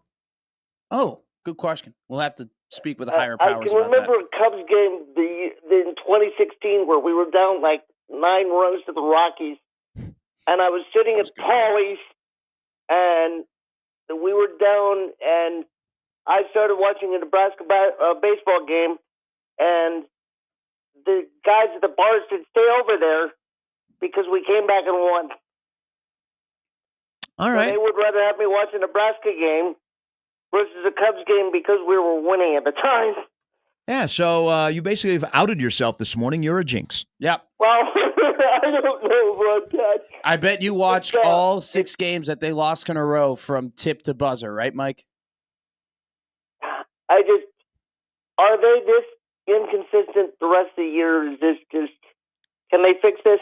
Well, I mean, they are who they are. I think yesterday, a little bit of the illness that's going around, but also not being ready to play. They were soft, and then they all of a sudden became a very physical basketball team. That's who Nebraska basketball is. You got to ride the roller coaster. That roller coaster is going to ride you into the NCAA tournament, though, Mike, which we'll ask that you do not watch. I'll tell you what, Yes. Penn State is a house of horrors for us, and Ace Baldwin is a hell of a player. So it scares me going out there, but we'll be okay. Yeah, it is a tough place, just like Welsh Ryan, and they overcame that demon. Penn State is not playing very well right now. Mm-hmm. I don't understand how you can have that good a point guard and the rest of your team be that bad. Well, in a make or miss sport, sometimes you miss a lot of shots. You think we're going to make the show? The NCAA tournament? At this point. If If they go 2-3, they're still in. If they only win one of the remaining 5, then we probably got to have some speaks. Where are we at now? 17 or 18? We're currently at 17. Okay. All right. All right, we'll ride this out for the next 2 weeks and see where we are. Okay. You're supposed to be here today with some donuts. Where are you? I will. Hey, you see the weather out there, please. I will get here when the weather is better, and you guys we can have fun for a couple hours. Hey, do you think the dogs in the Iditarod race, they have excuses? They also have fur and better travel than I do. Yeah, I've seen you before, Mike. I know what you got. I appreciate it, my friend. Find something to do on Wednesday night, not watching Nebraska basketball. Okay. All right. You're a good man. Right. Talk to you later. See you, Mike. All right. Be good. Don't pet stray animals. All right. Is that your advice to everybody, like before you leave? I don't know. And that's Gary Sharpe's leaving phrase. Hey, see you, man. Don't pet strange animals. That's true, because you never know. You never know. You never know. and Also, avoid the we need to stop on this show, whether it be us or callers, House of Horrors, because we are over our House of Horrors. Yes. Okay. Horrors. Horrors. Horrors. It's horrors. Not horrors. It's not a Horrors. horror. It's a horrors. It's a Horrors. I'm gonna go get me a horrors. The Huskers overcame Whores to win Northwestern yesterday. 20-point deficit. They battled through the House of Horrors of Welsh Ryan Arena. It's like Porky's. A great Burt Reynolds, Dolly Parton movie. Yeah. Little House of Horrors in Evanston. Okay. Just like the 2020 NBA or 2020 USA basketball team. Okay. Battle through the House of Horrors. Oh, James Harden wouldn't 6 make years. it out. Fred Hoiberg in Nebraska, right? Yep. That's one of his better wins yesterday. I know that everybody's going, what in the hell are you talking about? But you know what? That was a game they should have won. They should win. They went in there, and they were awful in the first half. And why I say that it is one of the better wins for Fred Hoiberg in his 6 years here, because you're scoffing, and you're probably scoffing because I'm giving credit to Northwestern basketball, where I would love to be Chris Collins. That's got to be the safest job in America, to be the head basketball coach at Northwestern. Without a doubt. But they're done. Toe tag, they're out. Done. Okay. So consider the circumstances that a place where you do not play very well at, and you haven't won in a long time, you are down like that. They scored, the Fightin' Freddies had 21 in the first half. You might have scored more on Saturday night than they did the first 20 minutes of that game. So consider the circumstances. Consider the importance when it comes to the NCAA tournament. And then look at the outcome on how they turn things around in the last 19 minutes to outscore Northwestern 47-23. My men, women, and child. You know what put them in the aisles? Is Nebraska had an incredible comeback to win that game and save their season, because you know what it's like. Uh-oh, that's 2 in a row. Then they go to Penn State. Penn State is a house of horrors, and they're going to lose there. And then you know what? They're just going to blow it, and they're going to be playing in the NIT. But yet they found a way yesterday to win a game which could have easily gone the other way, especially, and I'll throw another one, why I keep saying that this is one of Fred's better wins, and this is on Fred. That's a Fred Hoiberg win yesterday, is Mia misses the dunk, and they're down 15. And you know I'm a big body language guy. Slumped. They were like, done. Over. Even after the first 8-0 run, they were not celebrating. They looked despondent after the first 8-0 run. It was back to when they made that run against USC, and it was the same thing, where they did not look like they were happy. They just scored 8 points in a row. They were done. And then after that dunk, they finished on a 33-14 run to win a game that by all measures, they should not have won yesterday. So, couple of things here. First off, and it's a quad 1 win. It's a quad 1. Come at me. It's a quad 1 win. It's a quad 1 win. It won't be a quad 1 win at the end of the year, but currently, have some faith in your team. It is a quad 1 win. Have some faith in your team. Okay, first off, it's not even one of the biggest wins of this season, let alone the entirety of his Nebraska ball tenure. Okay. The win against Illinois at home was a bigger win. Illinois is a much better team. They were coming off of a 4-game losing streak where they just got mollywopped by Wisconsin. That win was bigger. Nice. They then It's go like on the road. Tallywhacker. They then go on the road and they played Oregon, a game that when they were on the skid, everyone was like, huh, that's going to be enjoyable to watch. That's going to be a late game. That's going to be an ass whooping. They go ahead and they win that game. You go earlier back into the year, the win at Creighton, much bigger win than this win. It was a massive non-con game. It was their best non-con game. If they had lost that non-con game going into conference, their non-con resume would look terrible. That was a massive win against Creighton. And then the UCLA win. UCLA is still one of the top teams in the Big Ten. They went on a skid after that loss, but they have since found it. It's one of their most high-quality wins, and they were ranked at the time. So already, I just named you 4 games that were better wins this season than that one, and we're not even counting. Would we be 90? When did the show start today? 6:08? Something like that. So let me do the math. Would we still be talking if Nebraska basketball lost yesterday? Yes. We'd be talking about it for 90 minutes, correct? Correct. Yeah. And the season would be over. Nebraska ball Mike would be despondent, and he might actually be going to a house of horrors. So I'm not pushing Keep you back warm against today. that. But another thing that you bring up, right? And now I kind of hit you first. Your first point, I've hit you on there's already some bigger wins that have happened in his tenure at Nebraska. Okay. My second point is this. You're giving him a ton of credit for the comeback, right? Oh, they came back and they won. Well, why were they down to begin with? Like, that's why I keep saying I'm not going to give this team a ton of credit for coming back. That's why I said it's a Fred win. It's a Fred win. It's one of Fred's biggest victories in his 6 years here. You like Fred Bird, the mascot for the Cardinals? They still have Fred Bird, Jimmy? I think so. I remember Fred Bird when I was If a you kid. want to give Fred the credit for the comeback, you should give Fred also the credit of why they were down, because they were not ready to go. They were not ready to play. Let me tell you. So that's why I say I wonder if Fred likes this team. Now, he gets praise and scorn. You're absolutely right. Because he constructed a very slow, plodding, unathletic roster of guys that were reclamation projects that sometimes they show up, sometimes they don't. Sometimes you get great efforts. Sometimes you get 2 dogs who you're like, hey, could we go 40 minutes tonight? Can we be a dog for 40 minutes instead of being a dog for 15? I love the 15 when Bryce and Juwan say, all right, time to play ball. Yeah. But you know what? John Wooden once taught me that they play 40 minutes of basketball. But I look at Fred. So, Fred's got a ticker.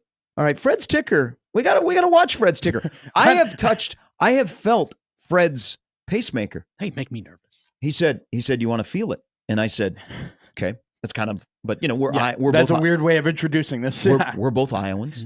So I felt it and I was like, oh, hello. So, he's on blood thinners. He's got to be under control. So Fred has been agitated at halftime numerous times this year where he finally went over the top. And I'm going to say that he broke a whiteboard as he punched through it. So, he has his hand bandaged. Guy's on blood thinners. Yeah. It's just like it won't stop. But he's had to do this, not the physical part, but with the voice. And whenever somebody is usually mild-mannered and they raise their voice or they get upset, you're like, oh my God. Like if your dad is not a cusser and all of a sudden he drops a F Matt, you're like, oh, what the Bears do. But I wonder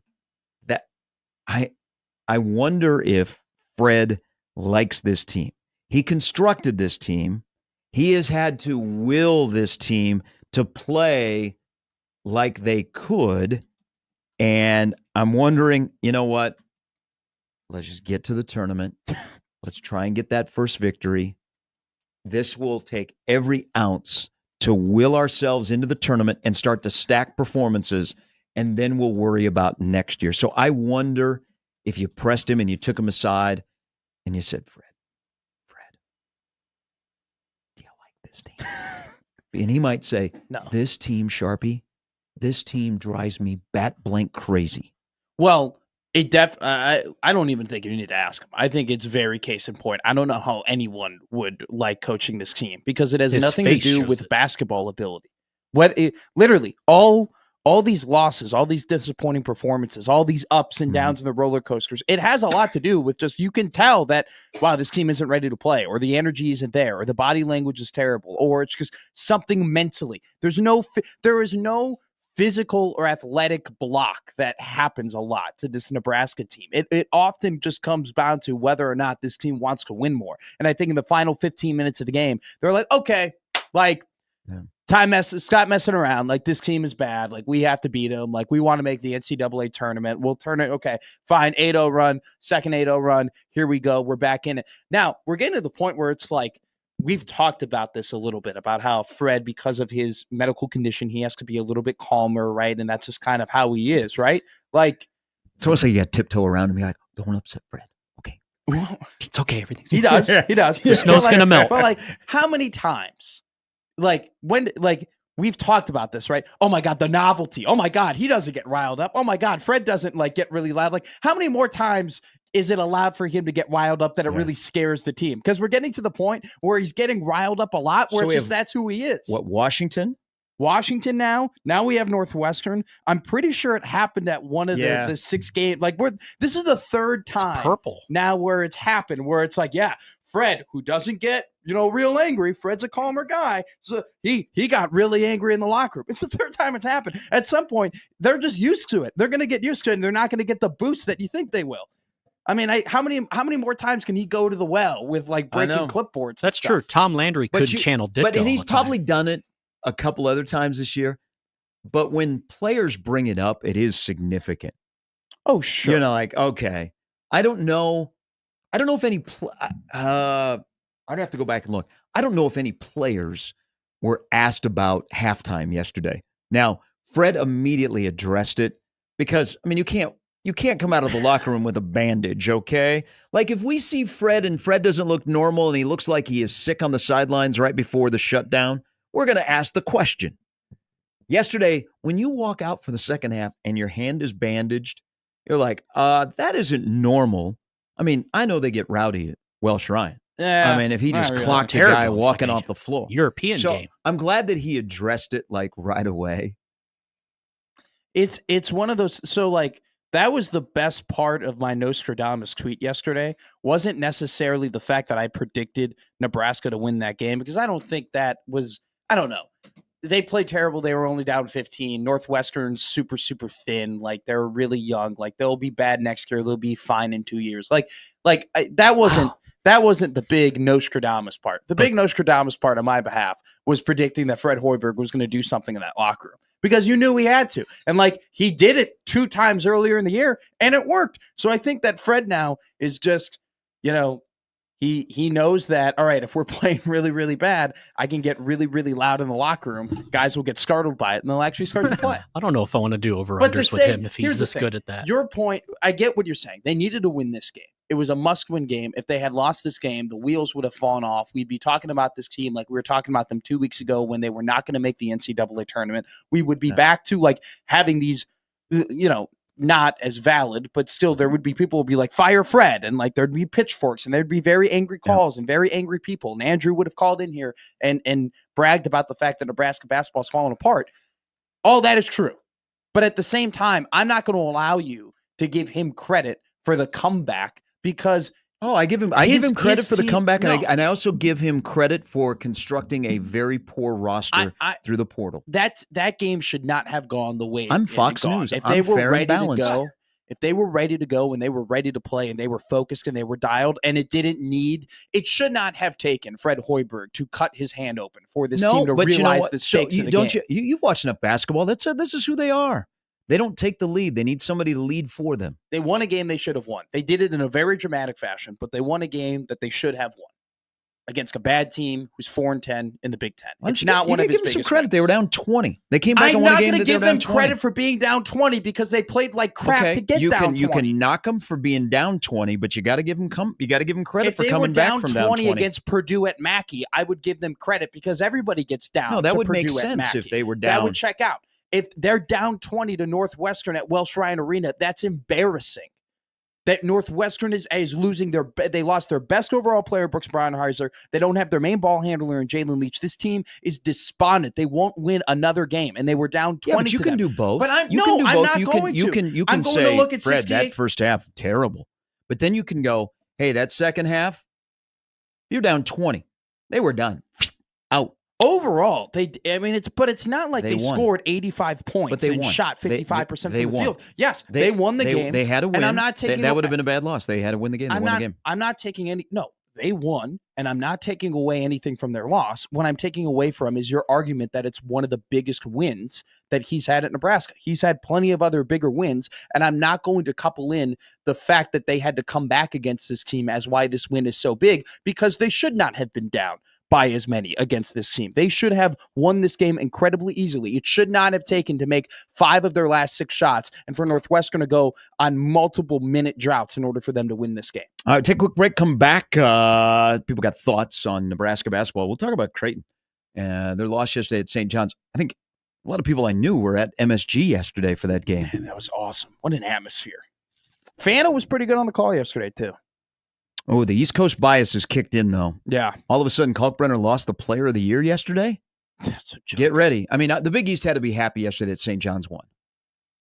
They get St. John's. They get an East Coast team. They don't have to worry about this middle of America team.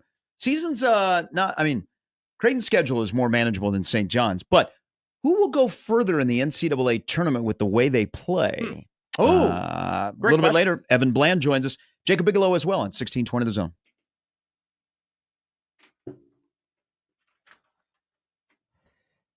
This basketball season, when your favorite stars score buckets, we're alley-ooping you an opportunity to win money from watching sports with Underdog. Underdog is one of the leading sports apps, and you can play now in your state. You can play with as little as $1, and if you get everything right, you can win up to 1,000 times your money, so turn $1 into $1,000 just with your hoops knowledge. They've got all your favorite leagues, teams, and stars to choose from, and don't forget, that includes college basketball as well. Speaking of, this week on Underdog, I'm going to look at some college basketball to kind of get my winnings back up. Got to do something now the football's over, and I think that'll help. Download the Underdog app and sign up now using promo code ZONE to unlock a special offer up to $1,000 in bonus cash when you make your first deposit. Join in on the fun when you sign up with promo code ZONE. Claim your special offer today and get up to $1,000 in bonus cash instantly upon first deposit. Must be 19 plus in Nebraska and present in a state where Underdog Fantasy operates. Terms apply. Void in Colorado. Concerned with your play. Call 1-800-GAMBLER or visit ncpgambling.org.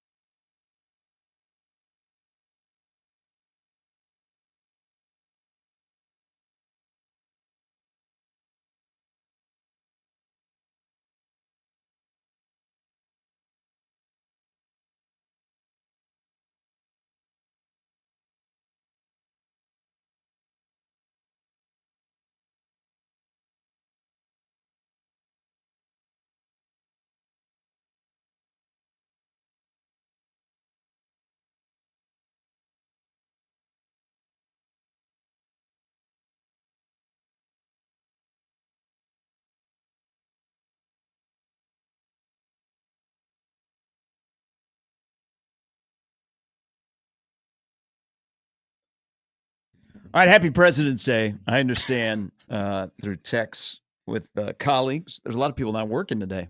I didn't realize this was a day that most people take off. Probably I thought it was a good just thing. Thought it was just a day you went and bought a mattress. Week. Oh, is there typically? Yeah, there is. Lots of deals on mattresses. There was a President's Day sale. Maybe I should have slept on my air mattress for about a month and a half before I went and purchased my mattress.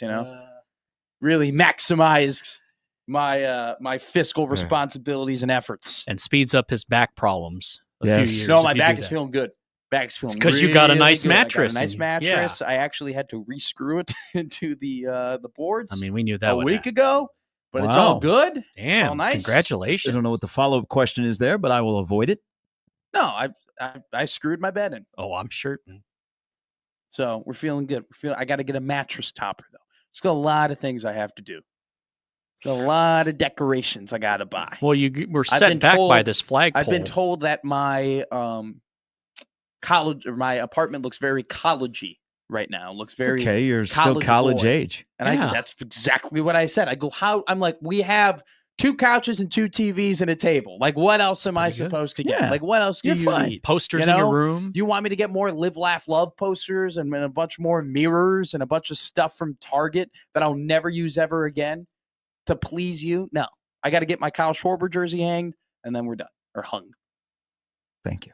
Your Farrah Fawcett poster. I can't watch St. John's basketball. I could not be a St. John's fan watching that team play all year long.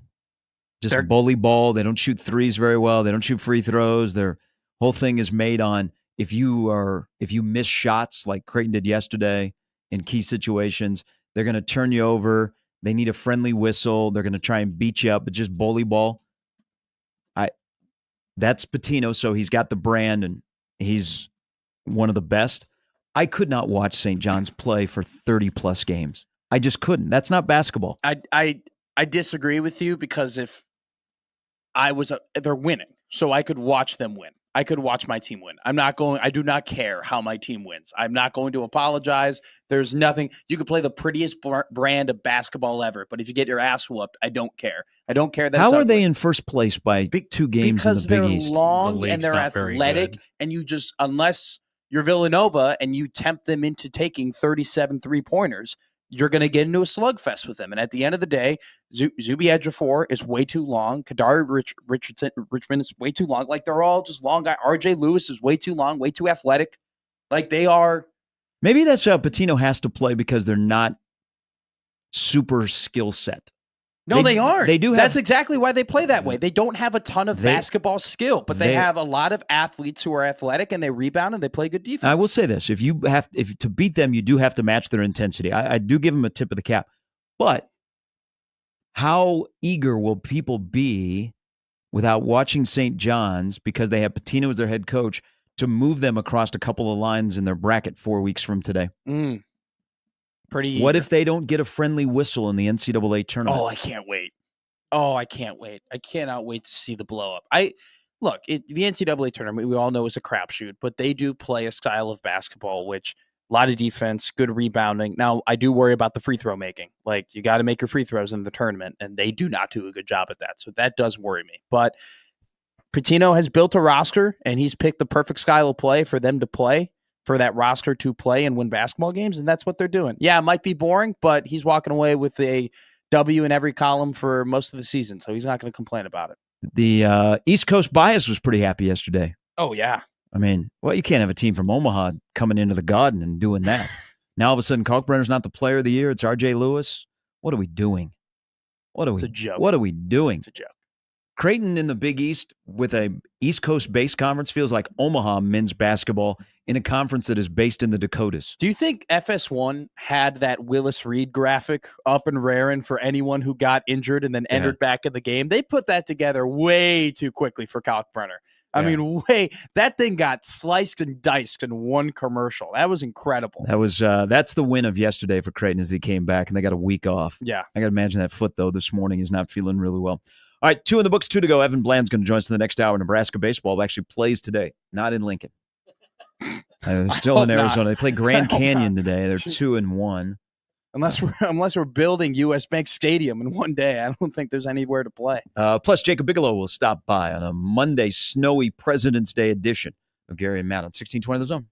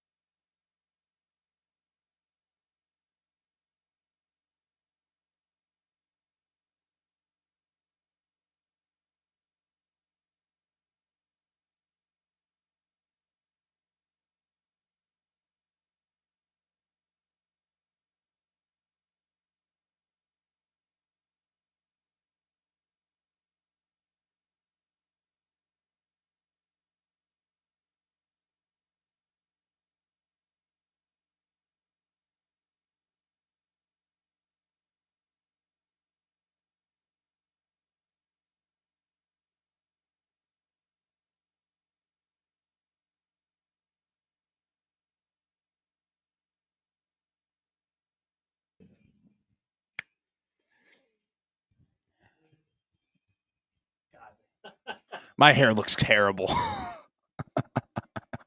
Oh boy, That can all be hey, bangers. put that hat back on. Lord, I look like Spieth after he won his first U.S. Open. My mom's like, "Oh my God, that Jordan Spieth guy, he's cute." Takes off his hat. Oh no, honey, put that back Yeah, on. put the hat back on. Put Remember it that on. baby blue looks good on you. I am a baby blue guy, like Chris Bryant. Look good. In baby Give me blue. a soft subtle mix. Great song to play. Today. Jazzy Yeah. Jeff and Will Smith on a day like today. Like about 4 months. Yeah. Uh, Yeah. What happened? I left. It was snowing. I came back. It's snowing. Hey, You it- wanted it though. You were asking for but it. in Brookings, when we were on together on Yeah, Thursday, Jeez. dude, that is cold. Yeah. It's like bad cold. And Good then thing it you're snowed. done with the And North then it Dakota. snowed driving from Brookings to the cities on Friday. Eee. That is not. I don't advise like saying, hey, what is the quickest route between Brookings, South Dakota, and downtown Minneapolis? There isn't. Drive to Omaha and fly. There Hell. isn't. Yes.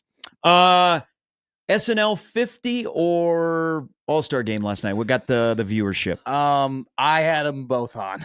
SNL, but we watched the basketball. We DVR'd the SNL so that we can watch it tonight and skip the commercials and whatnot. I really do like SNL. I've watched a lot of SNL. I like to think I'm pretty cultured up in it and like good skits. You weren't on during the crossover. We were talking about SNL and who we thought top 50. I did a pretty good job in that convo. Here's my thing. I found out yesterday all of your favorite actors and actresses are really, really old and losing it. Like almost everybody who appeared on the screen yesterday. Hey, Black Don't Crack. Eddie Murphy looks the same. He looked great. And he probably had one of the better skits. But almost everybody who came across the screen, I immediately was like, ooh. And then they tried acting. And I go, whoa. Like, that did not go well. Lil Wayne did not sound great. Paul McCartney did not sound great. How about Paul Simon playing guitar with Sabrina Carpenter? I did not expect that to open up the show. But the fact that Paul was playing, that was a banger. I don't know whose dad this is, but I don't know if that was supposed to, like, Meryl Streep's skit. Did you see her skit? Yeah. I don't know if she was supposed to look like a bad actor or bad actress in that, but she was awful. And then I mean, she's not like in her 20s. No, but she's still Meryl. She shows up for the playoffs. I mean, when you are hanging in the wintertime at the bridges of Madison County, you age a little bit. No, I'm not shaming her I'm not shaming her for aging. I'm shaming her for being a bad actress yesterday. She was not good at acting yesterday. And then on top of that, so John Mulaney, who is one of my more favorite comedians, he might be at the top of that list. He's great, and loves like musicals. And so every time he comes on SNL and hosts SNL, which is a lot, I mean, he's been doing it pretty frequently, he always does like a musical parody. And the fact that they got all of these award-winning Oscars, Golden Globes, Emmys, Grammys, all these people on this stage, and they didn't know how to sing Les Mis was embarrassing. They were completely off on the cadence and chorus of One Day More. They did not know how to sing one of the most like historic and like deeply traditioned songs in all of Broadway. It was so bad. I can still sing Folsom. The notes the notes were off. The verse was terrible. The chorus was meh, and like no one knew where they were. The counts were off. It was awful. All right, texting my wife to just delete it off the DVR. It sounds like we didn't miss anything. No. Adam Sandler basically that was okay. Giving you 50 years of SNL in a song. I actually just read he got emotional. Cool. So he had the one quick line about Chris Farley. Yeah. And anytime Adam Sandler talks about Chris Farley, I sit up in my seat and listen even closer. That was really, really good. Eddie Murphy, Tracy Morgan skit was good. Black Jeopardy was really good. I think that was a really tough show to pick and choose which people were going to be in skits and which ones you were going to do. Like the night before their musical thing. That was good. That was pretty good. It was a pretty good weekend for SNL, which is a really interesting show because people my age grew up watching it like religiously. That's what you did at 10:30 on Saturday nights. Now it has changed a lot. And if they have a really good host or a musical act, I'll watch. And the only thing that I make sure that I watch every week is Weekend Update. Yeah. And I thought they shorted that last night. I thought they could have gone more, and I wanted to see some different specific things. But it's almost like SNL only has existed in the last 25 years. I did not see Chevy Chase or Dan Aykroyd. Were they in the audience? I didn't Chevy see was there them for either. the music. Now, they did do, they showed the first cast, and they honored the very first cast. I got like Gilda. That was a pretty emotional. Yeah. But a lot of it was like the last 25 years. I know the stretch in the 80s. The 80s weren't very good for SNL. Some of the 90s. They hammered the 90s. SNL has branded themselves as, hey, remember Adam Sandler? Remember, David Spade? Remember Eddie Murphy? Hey, do you remember the Farley years and like that group that came through? And then they really like the early like 2000s, like Bill Hader. They like going back to that well. And Nate, what's her name? I forgot her name, but the girl, whatever. Lorraine Newman? No. The only woman that's ever been on Saturday Night Live, that narrows it down. No, the Kate McKinnon. They love using Kate McKinnon. They love, she's like the poster child almost of SNL at this point is Kate McKinnon. Dennis so McKinnon you're right. But they didn't have any, they didn't do Wayne's World or Church Lady. No. So They I don't did know. do Debbie Downer, though. Debbie Downer was good. And Robert De Niro choked her out. Yeah. It was, you know what? It was a nice tribute. I think that was a tough show to pull off. It was cool. It was agree. cool. It was a great, way to celebrate 50 years. They've had incredible talent. The SNL 40 anniversary, though, was way better than this one. So you're saying the last 10 years, adding 10 just ruined the show? Just ruined the show. And they used a lot of the same people in SNL 50 that they did use in SNL 40. And so, but like SNL 40 was great. SNL 50, I was just expecting too much. That was my fault. I'm being a little bit too that's harsh. a life thing. You can't expect too much. I'm being ever. too harsh, and I was expecting too much. Low expectations. It was really cool to see that many people who are that accomplished and that famous under one roof in one building all perform. You know, just the fact that they were able to pull it off. Again, I don't know the background of what skits they chose or who they chose to be there because they had 3 hours. That's not easy to do, but I thought it was a nice tribute to what that show has been on the air for 50 years. That's why they called it SNL 50. 50 years it's been on. At the same time, people forget. At the same time for 50 years at 10:30 Central Time after the 10 o'clock NBC affiliate news. that after party had to be wild, right? I mean, that had to be. It was anything like a the little late bit of a 70s. mixture. Boy, they Sinead O'Connor, they kind of got exposed on that. Remember when they made fun of her? They sang one of her songs last night. Oh, Ooh. well, they did do that weird. I still remember that whole controversy. It was kind of weird where they did the in memoriam for skits that haven't aged well. Yeah. Like that was a good idea, but I didn't really hit home as much as I thought it would. Like I didn't laugh as hard as I anticipated that I was going to laugh. But the introduction So I of bet that we will. was really, really funny. Like you thought they were going to do an in memoriam for all, and I'm sure people are like, all right, they're taking a break here. They're going to honor the people that, and then oh no. It's the terrible stuff we did in the past that we're just going to re-air right now for everybody to see. What do you mean I can't put that in a box? It was funny. Why? All right, couple of emails here on a plethora of topics. One side note, did I see Josh Pate and Matt Rule are releasing an interview today? Yes, I did see that as well. Is Matt Rule going to be dressed as Josh Pate? He'll be wearing a medium. Josh Pate has big arms. Josh Pate's done a really good job. Hat tip to him to build a brand. Yeah. Not sure what goes in and what comes out of that brand, but he's built the brand, so good on him. But I think he must have been at the Frank Broyles Award ceremony that Rule spoke at Friday night. And they sat down for an interview. So I think that's being released today. So before you ever watch it, this is all you're going to need to know.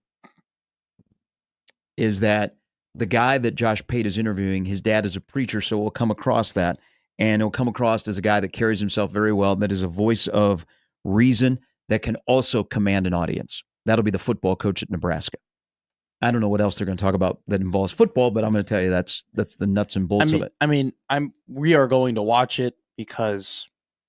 Look outside. What else are you going to do? That's true. What we have to do. We have to watch it. I don't anticipate feeling any differently or learning anything new or anything like that through it, because I think we're getting to the point where it's just kind of like, all right, what really matters is what's going to. I imagine it's general August 31st. topics. General topics. Oh yeah, I'm sure it is too, and I'm sure they'll talk about the spring game, and they'll talk about the tampering, and they'll talk about the portal, and they'll talk about NIL, and you know what? Talking about tampering. There's going to be. I'm going to tell you right now. I predict that there is going to be 2 quotes from Matt Rule. That is not only going to be something that we talk about on the show, but something that might even go national. I wouldn't be surprised if one of the things he says during the Pate interview ends up on Pat McAfee. Okay, because I think they're going. He is on a roll. Put it on the board. Mm-hmm. I think that's probably what's going to happen, because that's just what these type of things and these conversations they're going to have. That's the type of quotes it's going to produce, right? But for me, I'm not going to learn anything. For kids out there that want to get into the college football content world, make sure you lift some weights, have some big guns, wear a tight T-shirt, and your name is Josh or JD. We don't know what you talk about, but on camera, you make a lot of gyrations and you move around, and people are like, oh, man, that guy must be really, really good. And you got a sick arm routine. I mean, he's got to be doing about 15 sets a week, right? I'm still taking Jay Moore in 4. All right. Emails into the Equitable Bank inbox where they take banking personally. Are they open today? I don't think so. Okay. Terry writes in about Ryan Preece. One of the incredible camera views of the Preece accident was in the in-car shot. He had engine sounds until he took off. Then it was quiet. Then he landed and the video ended in my best Jim Rome voice. Incredible. Glad he walked away. Betty had his foot firmly planted on the brake while he was airborne. Now, Terry, who is a car guy, says NASCAR is a clown show. I would have used a different word, but it would have been bleat. That's not a race at Daytona. That is a survival. Oh. And so the winner gets lucky. I mean, Jimmy Johnson almost won yesterday. I mean, that would have been wild. William Byron was not in that race. At all. Like he and LaJoy was going to win. Well, I'm like, he hasn't run well all day. So that's the thing too. Like there were guys who had raced well throughout the entirety of the day who were popping up, right? LaJoy was one of them. I mean, Logano by far had the fastest car. Chase Elliott looked really good. Austin Cindric was competing. Both Dillon, Austin Dillon and Ty Dillon, they were in there as well. Like you can go down the line of dudes who like had good cars, who were playing the game, and just massive wreck happens. I mean, there's a massive wreck before that, and then the massive wreck at the very end. And William Byron, who did not have the fastest car and did not run the best race, ends up winning. Chris writes in about the real sports story from the weekend. It's not for us. It's for the younger kids. It's called the NBA. I didn't even know Mr. Beast had a voice until I heard him yesterday. I never heard of him. He seems like a nice guy. And then he had cues in his ear from the producer, and he was shouting them. That's the problem. More celebs. The day yesterday, I don't want to go in this long rant because I want to get to Chris's email. The day yesterday with the NBA All-Star Game was more about Kevin Hart than Wemby's first All-Star Game. There's your problem. Can we take a moment to acknowledge the greatness that is Mac McClung? He's good at tech. Former Georgetown Hoya. He is awesome at dunking. And at first, I didn't really like it because I'm like, man, like he's not. When he's is he guarded by a car? He's not really an NBA player. Like he's not a. That is a big deal that he's not even in the NBA. Yeah, I mean, I'm pretty sure he's won 3 titles with 3 different teams at this point. Yeah, baby. Like so. I don't know. I'm a little in between on it, but at the same time, he's saving it because he's so freaking good at it. Like, I get annoyed. I'm like, here, Mac McClung, he does nothing else. Like, they barely can play basketball, and then goes and I'm like, I'll shut the hell up. Like, that was cool. Problem is, most people have no idea who he is. Yeah. Like, if he was walking down the street, you'd have no idea that's good who point. he is. I mean, there's a lot of things about the dunk, but more from Chris's email. He goes, is he the greatest dunker in NBA history? Forget about a guy who's turning 62 today, but we'll move on. What is, like in game? Well, you have to get in the game to dunk, and Mac McClung doesn't get in the game. I think the greatest dunker of all time, Vince Carter. Nice. I love Vince, but I'll go Dominique for argument's sake because he was really the windmill. Really, really good. See, now we're talking about old guys. That's the problem. Let's take a segment to discuss all the reasons why that answer is yes, sarcasm included. Here's the thing about the dunk. The dunk is still impressive. Like, I got my cockles warm, not by you, but by Anthony Edwards. Sure. When he dunked and he posterized the guy in Utah last year. Yeah. I mean, I popped. Kessler? I saw that. I was like, okay. But the dunk is no longer special in the game of basketball. It's the corner 3 or the transition 3 where you go, no, googly, googly, googly. The dunk is like, I mean, you have to win this contest, you have to jump over things. I like the old Chicago Stadium when you ran the length of the floor and took off from the free throw line. So, in terms of like in-game momentum swings, yes, your standard dunk definitely doesn't do as much as a three-pointer, but there are instances, and yesterday we saw one of them with Braxton Mia, where a dunk can really swing momentum and have it was a nice lob. Don't look at me like that. Don't look at me like that and say that it was the most important game. Love what would you give to a 10? That got a 10. The lead singer of Counting Crows in his dunk yesterday. A 10 because they won the game. Shout out, Mr. Jones. Because they won the game. You know what Hoiberg's dealing with? He's got a whole team that is a bunch of doppelgangers. He's got a Doug McDermott doppelganger, and he's got, what's his name? Adam. The lead singer of Counting Crows is currently his center. That's not my area of expertise. Zach chimes in. I'll be good to Zach today. This is be good to Zach day because yesterday in the first half, the blank hole was the set. Glory hole? No, you can say glory hole on the you air. say glory You hole. can't say the other part. There's a difference between the glory hole Oh, in the blank hole. I'm talking about where Landman? Jerry Jones made his money. That's what I'm talking about. I'm talking about where you find a lot of oil. People, if I said that, they would think, oh, I'm talking about, we got to get down there and we got to do some fracking. When you mention it, you're like, okay. Tallywhacker. Some back room in downtown Council Omaha Bluffs, where you yeah. got to go. No, not everything's Council Bluffs. We have some. Yeah, we have good glory holes in Clint Omaha. says Adam Durowitz. Oh, Jesus. No, we don't. I don't know. We don't. I'm just supporting We just my have a- hometown. We don't have oil here. We have a swinger house over on L. That's as close as we get around here. Zach writes in. Surprise. Look it up. Google it. You've told me before. Upside down pineapple outside on the lawn, or I'm not sure. I just have been told where it's at. Fair enough. I mean, two of the more popular places that just got new paint jobs are the Bookie House on Ames and the Swinging Place on L. Oh, congratulations, guys. Good. Jesus. I mean, Omaha is bumping. Zach writes in, surprise. Nebraska was better on defense and better defensive rebounding. Once Morgan found a seat on the bench, he's such a stiff. Yeah, he got. So Andrews Zach, had a couple of Zach got rough mad games. at me. Zach got mad at me because on Friday, Zach didn't listen to my full sentence. I said Andrew Morgan looked really, really good on offense, which he did last game. He went 5 of 6, had 15 points. And he's the type of guy where the second unit you can trust him at times to kind of keep them afloat. And then he emailed back and he's like, he thought he was terrible on defense. He's got a tough time rebounding the ball, and that's definitely a part of his game that he can improve. But offensive wise, when he's clicking, when Andrew Morgan's clicking, Andrew Morgan is a very solid Big Ten, power forward who I think, once again, if he gets better on defense, can be really a great spark plug off the bench for, hopefully he gets. Did he get that next year? They were trying to get him that next year. He's told me that they are pursuing a 5th year, but they will not know that until after the season is over.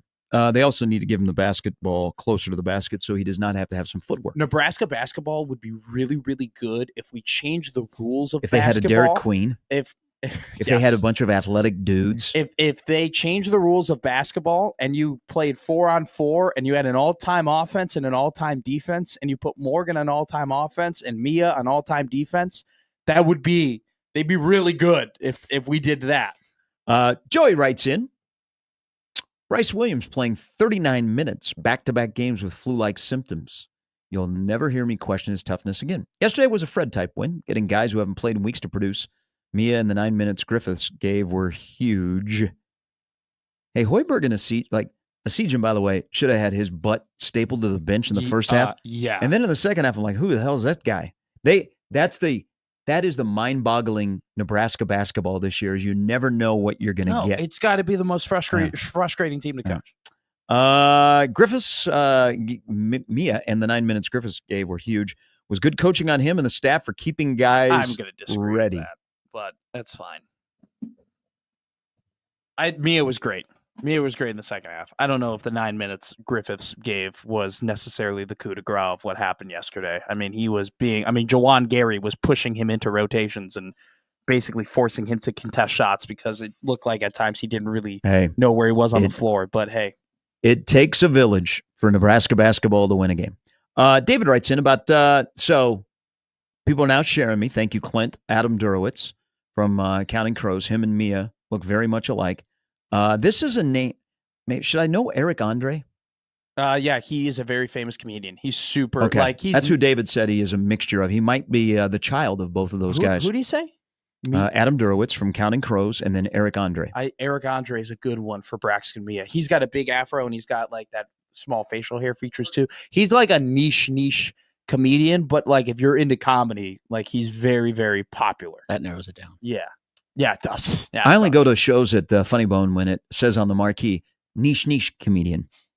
He's niche. Funny Bone, by the way, got to move. He's niche in the fact I that heard like, that everyone who moving away from me, like a casual person who like a casual comedy person may not know who Eric Andre is, but if you really like comedy, Does he swear? You for sure. Oh yeah. Would he be on my way TikTok? More. Yeah. No. I do like my bad words. I got a lot of comedians on my TikTok. He was early internet. He was an early internet type guy. What? Sorry.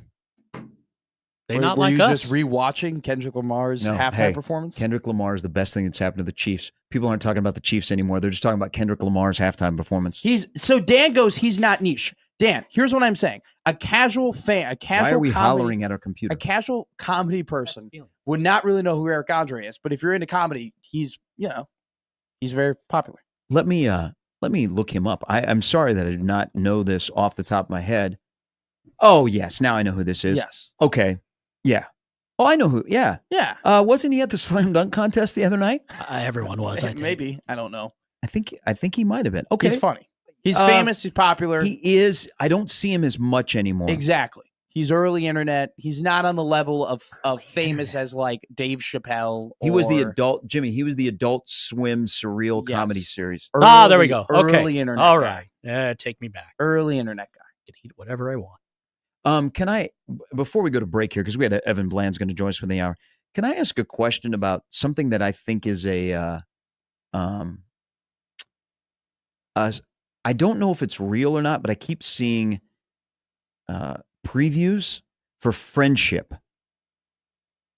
For what? So Tim Robinson, who I think is one of the very subtly funniest guys out there, and Paul Rudd are in a movie called Friendship, and they released the trailer, and it almost seems like it's a spoof.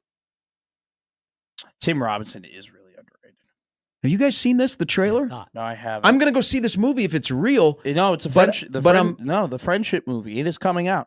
But it so part I of did it already. the backstory is it's a comedy about the anxiety of making friends too quickly. But it says it already came out. Is it? Okay, maybe Yeah. it just came. Well, the trailer I just saw last week, but I thought it was like a spoof because Tim Robinson is like not trying to be funny, but he's really funny. It's March 9th, 2025. All right. That's next It month. says 2024 next to it, though. But it says releases March 9th, 2025. Tim Robinson is I think really funny. 824 is the company that's releasing the movie. Gotcha. Yeah. All right. Tim Robinson, that's another guy. Surprised. Has Tim Robinson ever been on SNL? He should be. He's funny enough to be. Dude, he is subtly. I'll get like 100 hot dogs, 100 cheeseburgers, 100 fries. You ever see that one? Detropia? Yeah. That was really, really good. Didn't last very long. I see the clips all the time. They're All right. funny. Evan Bland coming up before the hour is over. Jacob Bigalow required to stop by coming up at 9. Jacob Bigalow is forced by Will to stop by. Jacob Bigalow is the epitome of Radio Row. He just gets up Makes on the Monday rounds. morning and he makes the rounds. Brings coffee and donuts. That's a great Hi, point. Jacob. It's Gary and Matt. Great song. God, when they were at the height of their game, Counting Crows were banger after banger. Mhm. It's Gary and Matt with Jimmy on 1620 The Zone.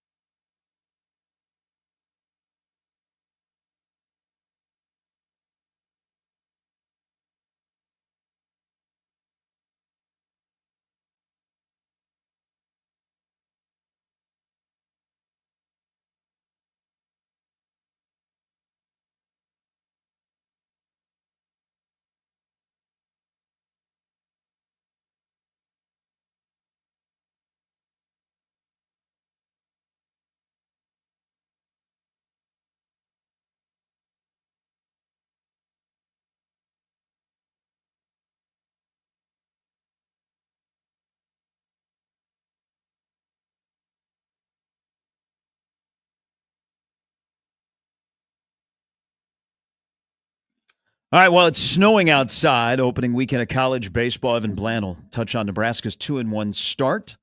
Coming up here in the next segment, Creighton went 1-2, big win yesterday. Omaha, unfortunately, went 0-3 at Tulane. They had plenty of opportunities, just could not get it done. But we might be in a softball state, boys. Yeah. What a superstar. Creighton went 4-1. Nebraska was in a tournament, Las Cruces, that the Budweiser 13s might have given them a better game than the teams that were there, but Nebraska rolled. They went 5-0. They were a home run hitting team. Think they went to Juarez? They are the Skur Bashers. Heck yeah. You think I can get that trending? The Skur Bashers? You know what? I think if we just say something People hate over the again. Skurs. I remember Why? hearing. I love Skurs. I like that term, Skurs. Touchdown Skurs. No, I don't like. Here come the I don't like Skurs. it in that. You think you'd be regard. run out of the booth before the end of the quarter? No. I like it in the Fighting regard of Skurs. like, they're like, hey Matt, what are you doing today? Oh, I gotta go watch Nebraska play this team in whatever sport, and then people will go, oh, go Skurs, Skurs. Oh, go Skurs. Yeah. My friend and I used to do that. Yeah. Be like, hey, they win today? Yeah, go Skurs. Skurs. Go Skurs. Touchdown Skurs. No. That's terrible. Skurs. Skurs. All right, it's first down and 10 at the Touchdown. 25-yard line. Raiola comes under center. The Skurs are down a field goal, but they got 2 timeouts, and they're in the red zone. Skurs head coach Matt Rule on the sideline, and he's throwing the clipboard. He's actually got a Band-Aid on his left hand.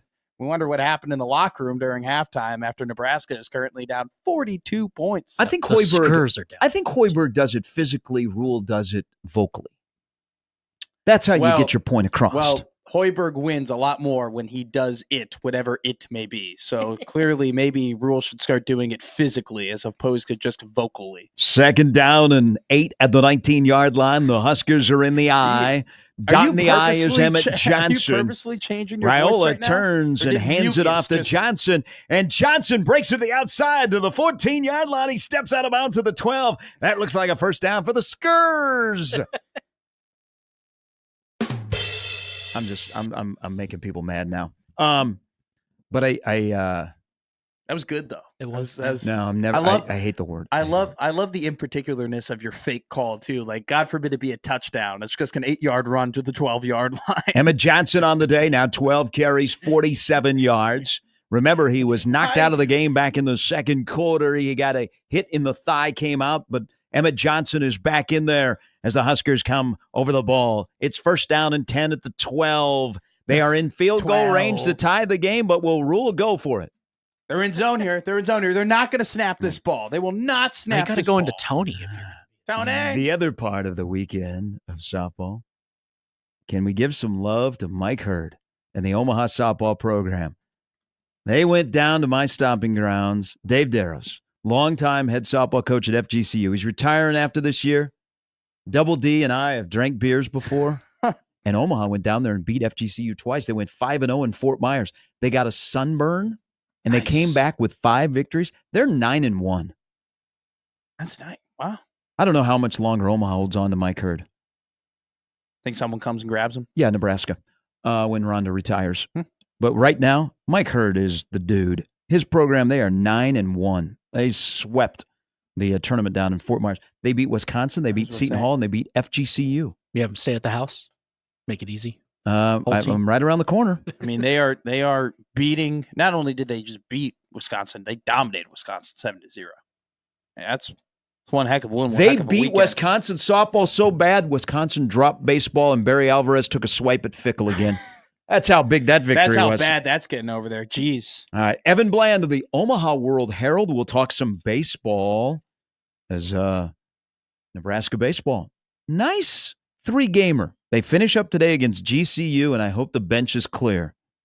And Timmerman has to come running out in street clothes and just start throwing haymakers. Do you think Tucker Timmerman will still have the ice pack on his face when he's running out to get into a fight? You think that'll be the hey, guys, I'm out here. I'm here, guys. All for one, one for all. Let's go, Skurs! Now it's 3rd down and 4 as Raiola looks over at a 4-man front. Minnesota showing blitz from the outside. They hate Emmett Johnson. This is an elite play right here to put the Skurs on top. And he gets swallowed up in the backfield. And before we have this snap of the ball, this third down is brought to you by Dorothy Lynch. How good would a tub of Dorothy Lynch taste right now? Play clock getting low, down to 3, down to 2, down to 1. Rule's got to burn his timeout. That's the second timeout that he's used in the second half, and we aren't even in the fourth quarter yet. My God, the thing that's missing from Memorial Stadium is not just Val's Pizza in 2025. Yeah, we gotta it talk is about game that. and clock management. Well, was it ever there? Come on now. Evan Bland joins us next.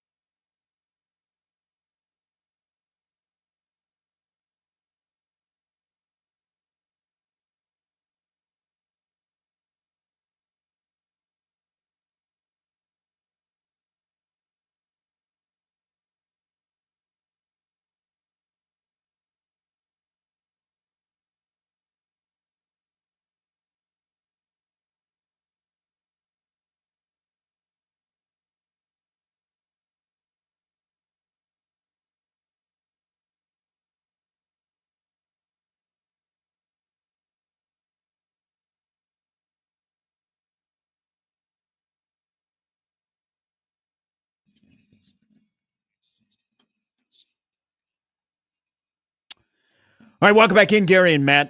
Quick update here. I'm going to play traffic guy for a moment. The interstate is super slippery, but you don't know it until it's too late. A listener who's driving in a Jeep says it's getting a little loose, and that's at 30 miles an hour. So the snow is rapidly accumulating here throughout the Omaha metro area. So plan accordingly. Avoid 90th and Somehow winter arrived a week ago, and it will not leave us. So here's a couple days ago, before you left, it was snowing. Mm-hmm. It never stopped. There was a lot of snowplows. No snowplows right now on Dodge, unfortunately. Yeah. All right. Here is Evan Bland of the Omaha World Herald. Do you foresee yourself shoveling today while you are listening to Nebraska baseball? I think I'm going to do that midday. Yeah, I'm gonna be out there shoveling a little bit. Haven't fired up the snowblower yet this year, Ooh. so maybe that'll happen. Depends on how much we get here, but it's a. I guess it was an off day for school anyway, so I'm gonna have my son helping me out there, and it doesn't feel like baseball weather here. But I definitely might be doing some multitasking. Yeah, scouting report says right now that it's a little fluffy on the ground, so I think shoveling actually might be more of the tool here as opposed to the snowblower. That's what my people on the ground are currently telling me. That's a pro tip, man. Yeah, just I just take the broom, it can kind of sweep that thing off too. No, you take the leaf blower. You take the leaf blower. That's solve true. your problem. Think about that. That's a life hack. We didn't lay down the saran wrap on the driveway last night, so we missed out on that. That is a great hack. Yeah. I've seen that hack. That's a great hack. Shifting gears on a little bit of a different note, you put words into a Greg Sharpe story early Saturday morning. Kudos to you. I know being on the Nebraska baseball beat like you are and have been for a while, and that's Greg's sport, that program, and I think it's a baseball radio thing, and you spend a lot of time around each other. The Nebraska baseball program embraced Greg, and when he was going through it, especially last spring, Nebraska baseball being there for him was the best thing that could happen. And so I know you got to know him. Just your thoughts on the man that Greg Sharpe is. Yeah, he's the best of us in a lot of ways, and I think a lot of us, even in sports media, we strive to be the best in our profession, and we have to balance that with trying to be the best for our families and in our personal lives. And I can't think of an example of someone who walked that line better than Greg Sharpe, as someone who clearly was recognized as a standout sports broadcaster on game days, on Sports Nightly, wherever he might have been, but then also the thing that he wanted to do when work was done was to go home and be with his wife and be with his daughters and hang out that way. Those were his dual passions. And I just thought I think there's a lot to admire with that. I think about his last year and as crushing of an announcement as it was last spring when he announced that he had pancreatic cancer. I think in hindsight, what a blessing for him to hear from so many people that he impacted, but then also for those around him to be able to enjoy his company more, to appreciate him and to be able to share with him what he meant to them. I think that's a gift that not a lot of us get. And then, you talk about the baseball component of it too.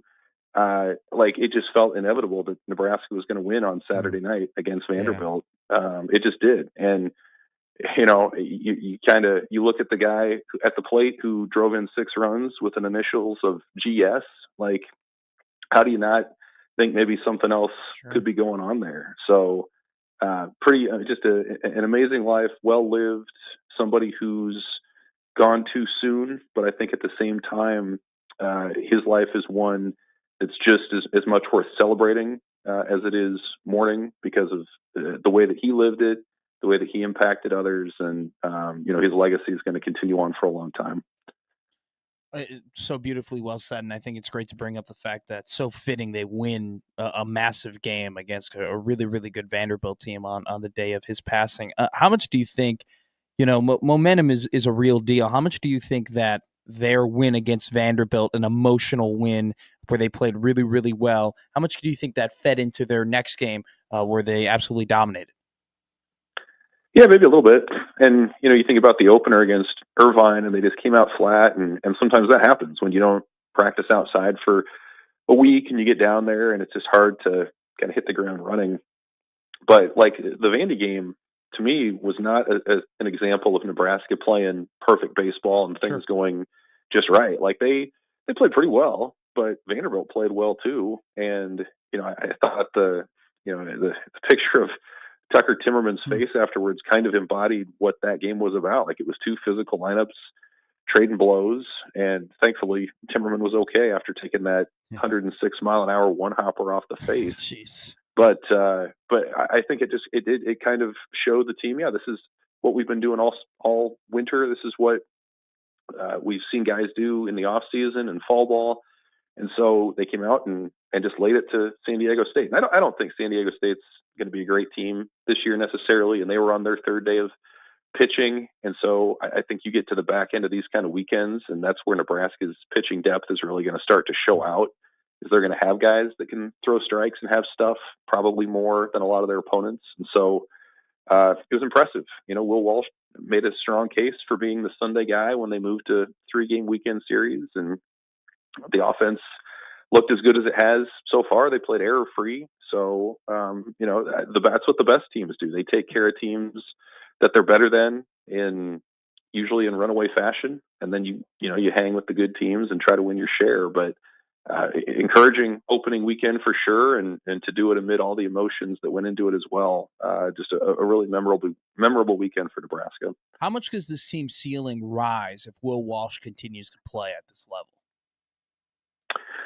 Yeah, I mean, that was kind of one of my questions going into the year was, like, you felt pretty good about McConaughey and Ty Horn atop the rotation. And I know McConaughey didn't have probably the outing that he wanted for his first outing, but that Sunday spot, you kind of looked at those seniors in Walsh and now Brockett, who's going to go today, and they've had their moments, and there've been some inconsistencies as well through their careers. So, I think if Walsh does what he did last night, I mean, they're in great shape, and it's an interesting sort of change-up look to what they offer otherwise. I mean, if you're an opposing lineup, you're facing a mid-90s Ty Horn from the right side, and then you follow that up with a little bit of a softer tossing lefty who's just going to pump strikes and get a bunch of ground balls. Like, it's that's a challenging thing to go from Saturday to Sunday. So, he's a senior. He's been through the ringer before. This is not new to him. But yeah, if he can settle in and give Nebraska something close to a quality start every time out, save your bullpen, set things up for the midweek and everything else, that'd be a great thing. And he looked pretty good in the opener for sure. Hey, I'll take Mr. May pitching well in February, because usually he waits until they get to downtown Omaha to turn it on. So that's the development for a possible Sunday starter. But we talked about this last week. How encouraging is it for the rest of the lineup when Gabe Swanson isn't waiting until the end of the year to get going? He shows off his tape measure power early in the season like he did in these 3 games, which, as you appropriately put, he's on pace for 168 RBIs, which would make Pete Incaviglia very jealous. Right. Yeah, an impossible pace to keep up, but... come on, Evan. Come on, Evan. You doubt him. Go ahead and doubt him, Evan. All right, yeah. Well, let's doubt him, and he's going to prove us all wrong, and you can play this clip for eternity. That'll be great. There you go. No, I mean, he looked great. Like, it really looked like you put him on a bus from Stillwater, and he came over to Scottsdale and just kind of continued to do what he was doing. And I mean, that was always the thing with him last year, was sort of the mental side of things where, and he said it, and Will Bolt said it, where, like, maybe he got caught up in the draft stock stuff and the accolades, and now he's just kind of back to see ball, hit ball, and go up the middle of the field with it.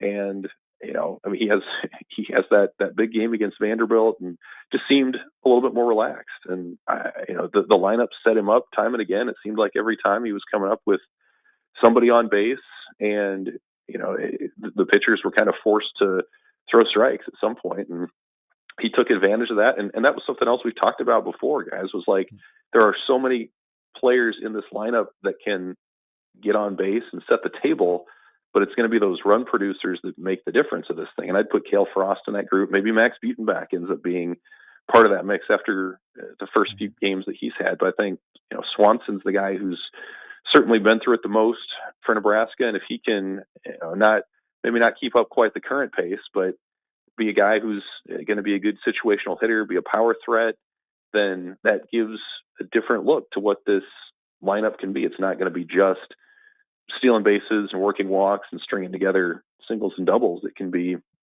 the big blow as well that looks a little bit more like an SEC style attack. So obviously a really encouraging start for him. And that's something that's, I think, going to be important for Nebraska all year.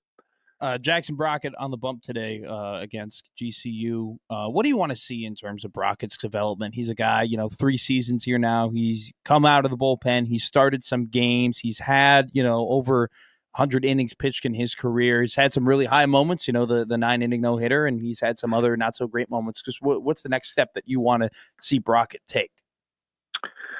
Yeah, I mean, I think it's this consistency from a game-to-game performance, consistency in terms of throwing strikes and mitigating any damage or threats from an inning to inning situation. Like, what a luxury for Nebraska if he ends up being, say, their Tuesday or Wednesday guy moving forward. Yeah.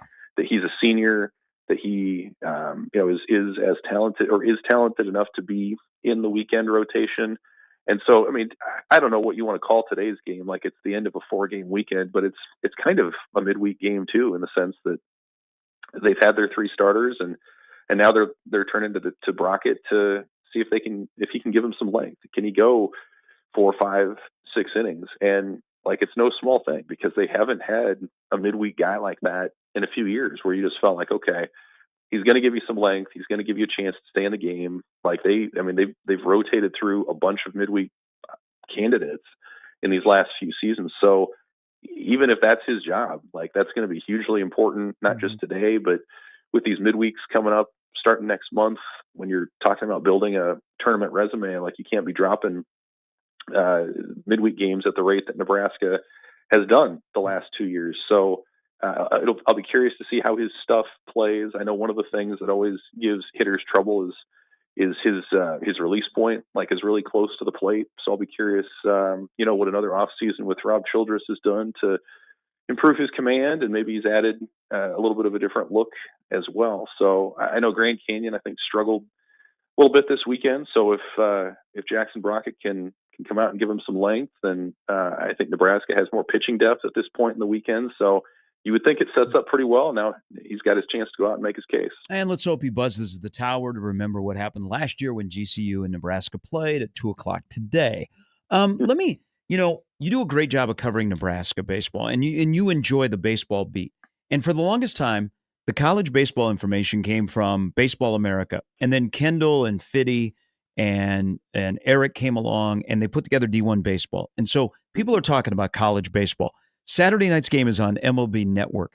They actually, leading up to it, were talking college baseball. Yesterday, I tuned into one of their live shows, and they're talking college baseball. We talk college baseball around here because of what happens in June, but it's not like we talk every day college baseball. Yeah. But we've been lucky. Omaha, Nebraska, and Creighton have all had their bouts of success. When do you think it changed, Evan, to get college baseball at the forefront where people are talking about it more than they ever have in the media and amongst fans that aren't just talking about Nebraska, but they're like, hey, I saw the Big Ten this weekend. Ohio State got swept, la, la, la, la.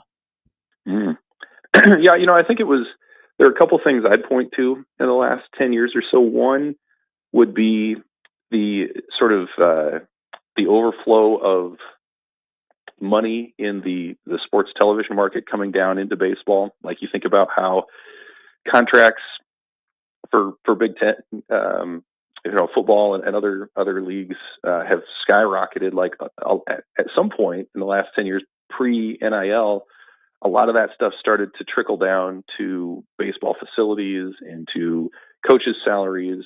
And so I think you saw an investment from a lot of the schools continue to rise. That's one reason you're seeing so many SEC teams in Omaha now every year. Like, that wasn't always the case. And so I think that's been a big part of it, was the financial investment from the schools. And I think really post-pandemic, we saw sort of a paradigm shift where the draft got cut way down.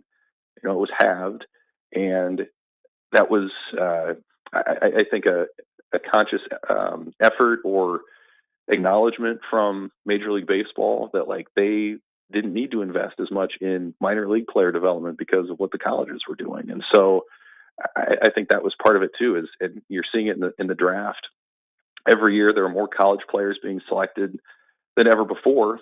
And it's no surprise when you think about, again, just some of the player development stuff so many of these places have. The Wake Forest, pitching lab and all these different facilities that are popping up. I was at the Oklahoma State Regional last year, and they just have a gorgeous facility for developing guys. So I think, there's that. There's the fact that there are older players in college baseball now too. So you start to see some familiar faces and established stars and guys that fans and broadcast affiliates can get to know over the course of a few years.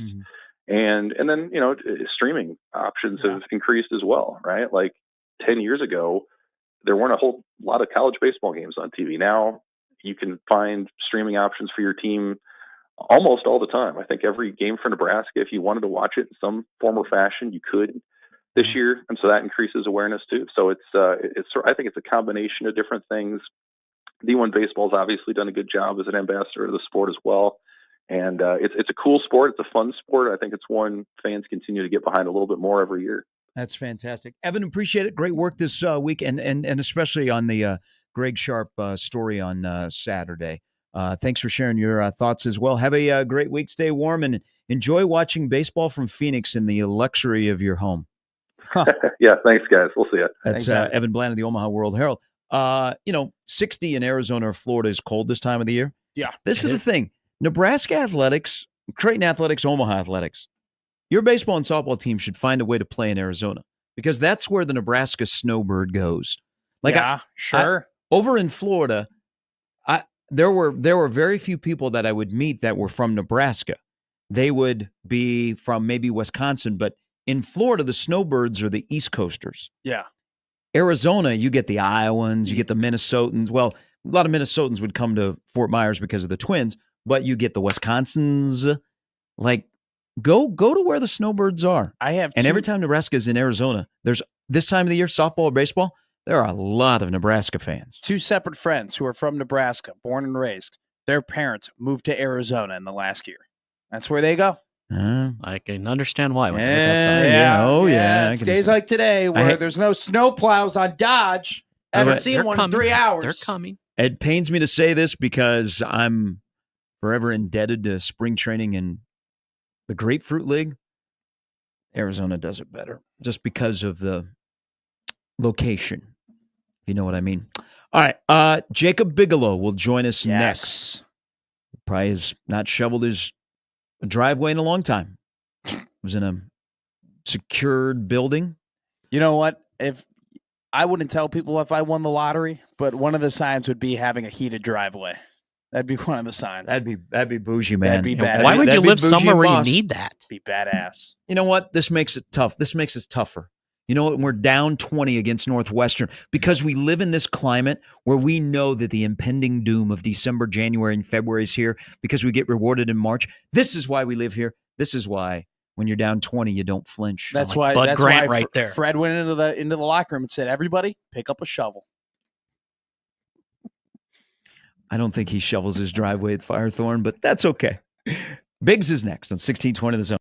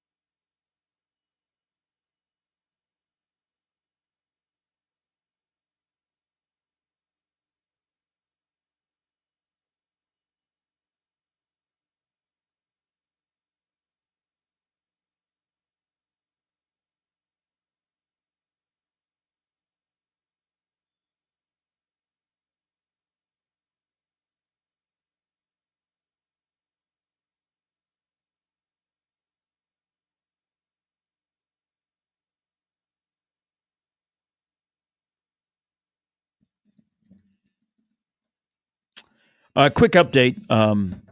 You've heard me mention Stephen Ashworth is hosting a clinic today at AEF over at 99th and Portal Road in Papillion. Even with the weather, the clinic is still on. So good for him. They got back, not the most ideal time coming back from New York City after the game last night, and Stephen's going to be in the gym doing his clinic today. So hat tip to him, but it is still on. All right, what is still on like Donkey Kong is our Monday visit with Jacob Bigalow. Biggs. Good morning. Good morning, gentlemen. How are we? Good. How are you? I'm good. I'm thankful for all-wheel drive today. That's the top of my list. Yeah. And this and this coffee. All-wheel drive and coffee. You're happy you got that new car, right? You were driving today through the snow, and you're like, "I'm so glad that person hit me really, really hard and totaled my car." Yes, that is definitely the first place that my brain went. I'm so glad that happened. And, my month of January went the way it went, but here we are, midway through February, and we're on to bigger and better things. Let me ask you this. This is a little bit about the NBA All-Star Game, but it's an insufferable conversation. Which sport of the major sports appears to appreciate their fans the most? Ooh, yeah. That's a good question. There's one. I mean,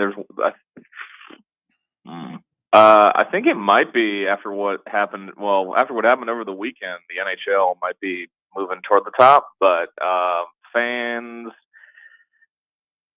Is it? I mean, I think it's the NBA because without the NBA wants you to. No. The NBA wants you to think it's them.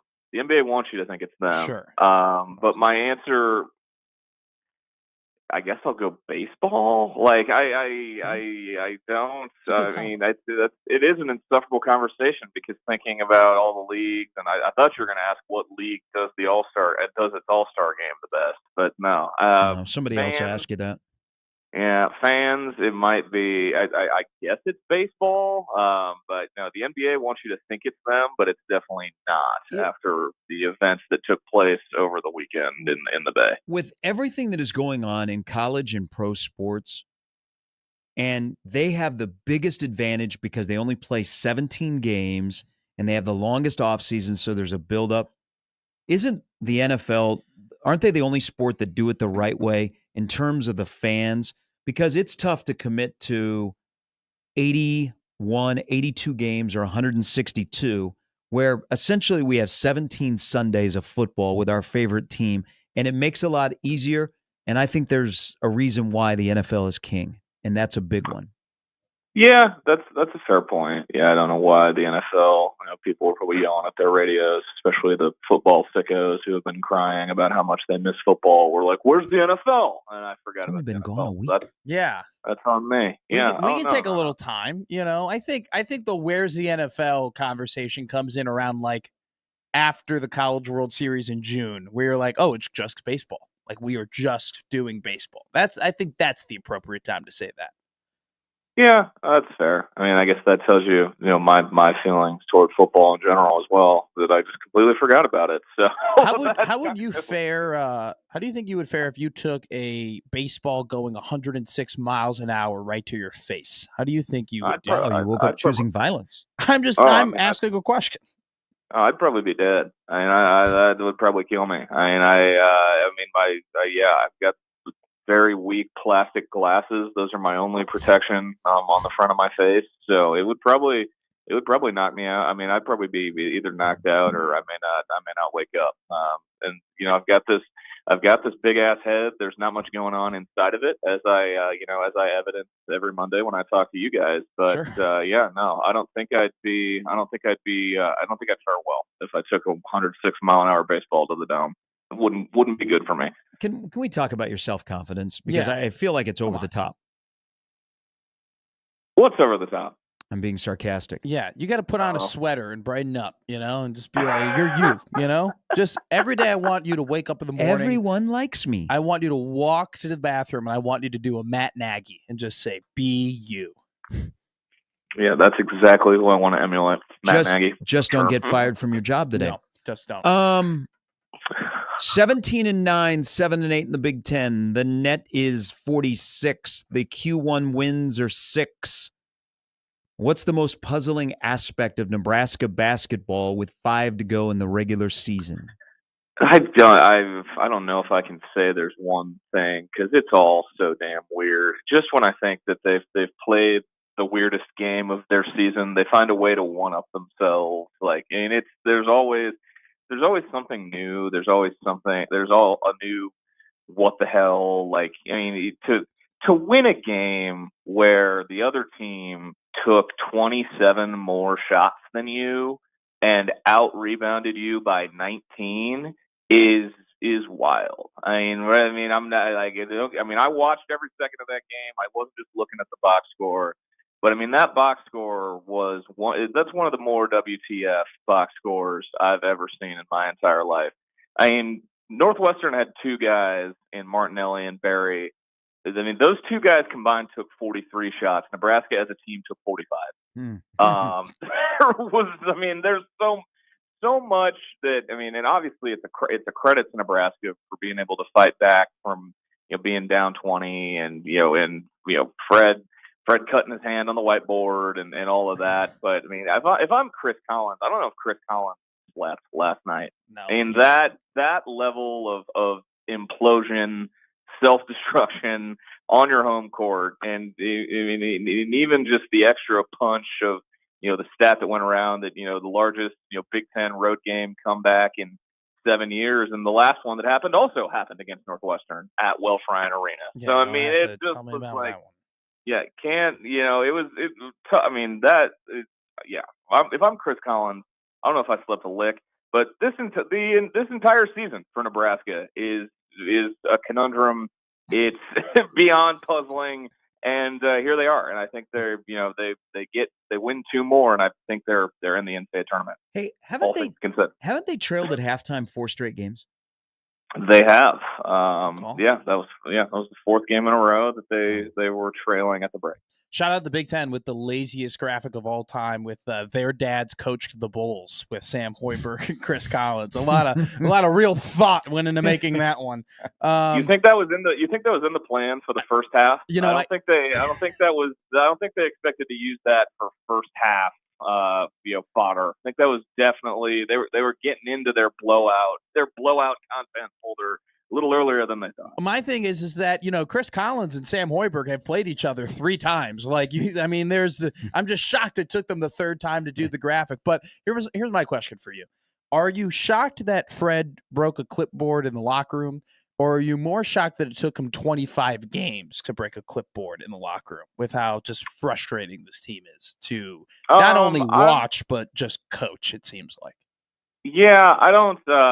He was pretty blunt on the post-game radio, saying, they're going to kill me, and he was talking about how frustrating it was, and mentioned that he's gotten so frustrated in the locker room before that he's broken a toe. That was something that he said on the radio. Who hasn't? But I'm not surprised by it. I know I was getting texts yesterday like, does Fred show any emotion? Does Fred ever get into his guys? And then he came out with the bandage on his hand. I'm like, I think he did at halftime. I think he's going to do it behind closed doors. He doesn't want to make a scene of it. But I guess I'd be more surprised that it took till game 25 than being surprised by Fred doing that. All right, let's do some scheduling, and we're going to bring Creighton to the mix here because Creighton and Nebraska each have 5 left.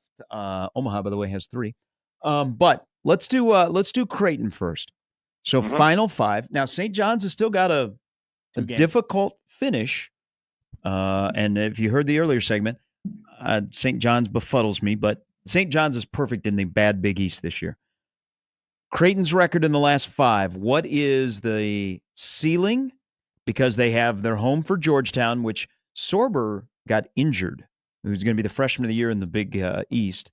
But they play on Sunday at 3:00. Check your local listings. Then they have Seton Hall, and they have a trip to Seton Hall. They have a trip to Cincinnati. Then they have a home game against Butler, and then they have a home game against DePaul. So there's 5 games. What is their ceiling? And then what is that name of the show that was the least watched post Super Bowl show ever, The Floor? It was a great show. Yeah, you and your roommate watched it. Nobody else did. No, my roommate was a Chiefs fan. He was in bed by the third quarter. I think I remember the promos for The Floor. I definitely did not watch. No lava, no watch. I think there's a world where they can win all 5 of those games. But I think the floor is probably 3-2, and 3-2, and I think they, I won't say the ceiling is 5-0. I can see a world where, but I mean, it's a short. 4-1. I know that's not a big variance, but like you said, the Big East is bad. As long as they avoid another instance of where they think someone's out for the season and the season is over in the blink of an eye. Feels like that was like the 7th time that's happened this year for a Creighton game. I think they'll be in pretty good shape going to MSG as long as they avoid, oh God, the season's over.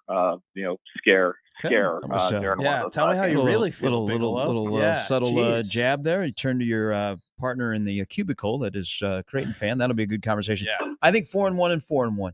Mac has, and you can't take anything for granted, but Creighton usually doesn't drop like mind-boggling games at home. Mm-hmm. The trip to Cincinnati will be tough. I don't think the trip to play the poverty team that beat the 2 rings on Saturday will be, but I could see 4-1. All right, now let's go through. Let's go through Nebraska because they are slaying dragons. They go to Welsh Ryan and they win. Now they go to Bryce Jordan where there will be me, you, and Dupree at the game, and it's a little bit tough. It's bring your own energy. They've got Michigan, they've got Minnesota, they've got Iowa, they've got a road game at Ohio State. The path to get to 20 is in play. The NCAA tournament is definitely, I said it earlier, Biggs, I think Nebraska will be seeded better than what the bracketologists are thinking. But with that said, the ceiling for Nebraska in the Final 5 with a record and the floor. I think the ceiling is, the ceiling. Ooh. I think they're going 3-2 regardless. Okay. So I guess that doesn't really much variance. I think they're going 3-2. The game a week from tonight. The game a week from tonight is kind of, I think that's kind of the swinger for me in terms of floor and ceiling.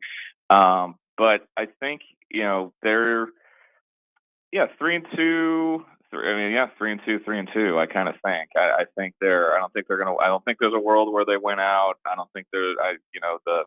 The teams they've got at home. Minnesota and Iowa. Those are going to be. I think there'll be plenty of juice in the building for those games, especially Iowa senior day. And then Michigan's tough. Ohio State on the road. That'll be interesting. I don't know if I like. I didn't like that matchup for Nebraska the first time they pulled it off. I don't know how I'd like it, on the road, a second time. But I think 3-2 is where they're going to finish regardless. How important do you think it is to get Berke back before that Michigan game? Oh, it's huge. It's absolutely enormous. You're not gonna.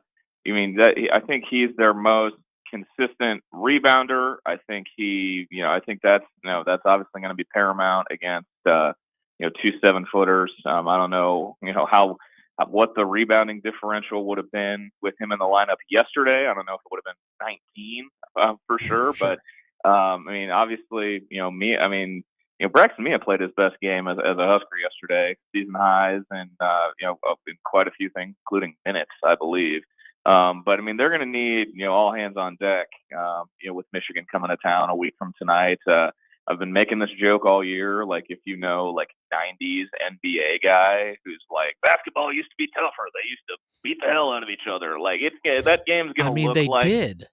That game's going to look like a 90s NBA game. Just big bodies like flying into each other on Monday night. Just between Golden, Wolf, Mia, Morgan, and then Berke, if he's available. Just going to be a bunch of big dudes, flying into each other, crashing the glass, and going to the rim a week from tonight. Let me ask you a question here. Let's go bigger picture. Why do you think Big Ten teams have had more success winning on the road this year? I think, okay, so Rutgers didn't win in Eugene, and I think that snapped a streak of 8 straight road games that the winning team had been the road team. Why do you think that's happened in the new Big Ten? Well, I mean, I think the West Coast, the West Coast environments that have been added to the league, and I know everyone only goes out to two of them. You're either going to the PNW or you're going to the California schools. I don't think those are really the most raucous environments. So those aren't really too intimidating to go into. I mean, I saw UCLA's record in certain time zones on Twitter over the weekend. I think there's I don't want to say there's like a crisis of environments, but some of these places kind of aren't as crazy as they once were, or as I remember them as. There's some environments, some atmospheres are kind of left some to be desired. And that plays a part. And I think also just these teams being older, college basketball is older than it's ever been, and it's there's a bunch of different variables for sure in that discussion. But I think it's there's a little bit of everything that's played into it. Why don't people go to Maryland games? I was watching them after Nebraska played. Great point. I mean, they're rolling. They've scored 187 points in their last 2 games. They're good. That building was 2/3 full for Iowa yesterday. It was empty when Nebraska went there. Yeah, I don't know. That's a good question. I only got to go out there once when I was part of the program, and we played out there on New Year's Day 2017, and there was nobody there, and it just kind of feels like Maryland, that move to the Big Ten, and them. If you want to talk about teams that come to Lincoln that'll get people fired up, or people that are diehard Terps fans getting fired up for Iowa or Nebraska, or some of these teams that are making the trip out to the Xfinity Center. I mean, it's there's got to be people got to pick and choose. Got to be there's certain games I want to get fired up for, I guess. For the NCAA tournament, for the winner of the national championship, if I gave you the SEC or the field to pick where the winner will come from, who would you take, the SEC or the field? It's a good question. Right now I'd probably lean SEC, honestly. Wow. That is not me. That is not me pandering to someone in the league offices. That is my genuine, honest, my honest thought. I mean, I think those two teams that played on Saturday are both going to be in the hunt to cut nets down. Obviously Auburn won by, I forget what the final score was, but they're so good, man. There are only a few teams that meet the certain thresholds and the analytics this late in the year to be in the running for a national championship. They check almost all the boxes, and I think they'll be right there. Bama will be right there. The SEC. I don't work for ESPN, I promise. The SEC is going to be. I mean, they're going to be a force to be reckoned with. I think. I don't think they're going to be. There's not going to be a discourse about this many SEC teams made it and they're all out after the first weekend. I think there are going to be a few teams that make deep runs. Wisconsin Final Four. Wisconsin at a 3 seed in the top 16. That made me go basketball school. But then John Tange decided to just be on one at Mackey Arena, and I think that the John Tange thing. Hand up, he's a Central guy. I'm going to follow his career. I've been following it. I've got a front row seat, to his story and everything that's gone into his college journey. I mean, I don't think that's been talked about enough. In Big Ten circles, just the run that he's been on this year. He's playing the best basketball of his career, and he's doing so at Wisconsin when he was originally committed to go to New Mexico out of the transfer portal, and he wound up in the Big Ten, and he's got a case to maybe be the Big Ten Player of the Year. Yep, I agree. Have a wonderful day as you begin your week of Radio Rosem. Radio Rose. Yeah, we deemed you the ultimate guest. You are just everybody's Jacob guest. Bigalow, Radio Row guy. Just gets every tossed single around. week. 20 points, 12 rebounds a game. You do the car wash, which is fine. I mean, yeah, I don't have anything to plug or promote. I just enjoy. You're like a drunk cigarette at a college party. Just everybody take a puff and everybody gets a pass. And you Jacob like Bigalow. And you like being on the radio. On the radio. I just like talking to my friends. That's all. But There I it just is. like conversations with my friends. All right. I'll text you later. All right. See you, bud. Be good. Bye. Don't pet strange animals. He'd already hung up. Hey. I thought he was going to respond to that. You wanted to say that. You almost said that. No, that's good. You take the lead on that. Every guest. Yeah, you can have that. You can have that one. Hey, but do it to guests that don't normally come on the show that don't know us. That have no idea who we are. Yeah, that'd be great. We get on like a really, really famous person. We just talked to them for the first time. Like, yeah, we're bringing in Brady Quinn here. Hey, Brady, thanks for coming on. And hey, don't pet strange animals, Brady. And that's the last time we had Brady Quinn. They're like, damn, I was walking through the park in Fort Lauderdale, and I did. Gosh, I wish I would have come on the show earlier. Yeah. All right, when we come back, let's kill some nostalgia at Memorial Stadium, shall we? Let's do that when we come back. It's Gary and Matt on 1620 The Zone.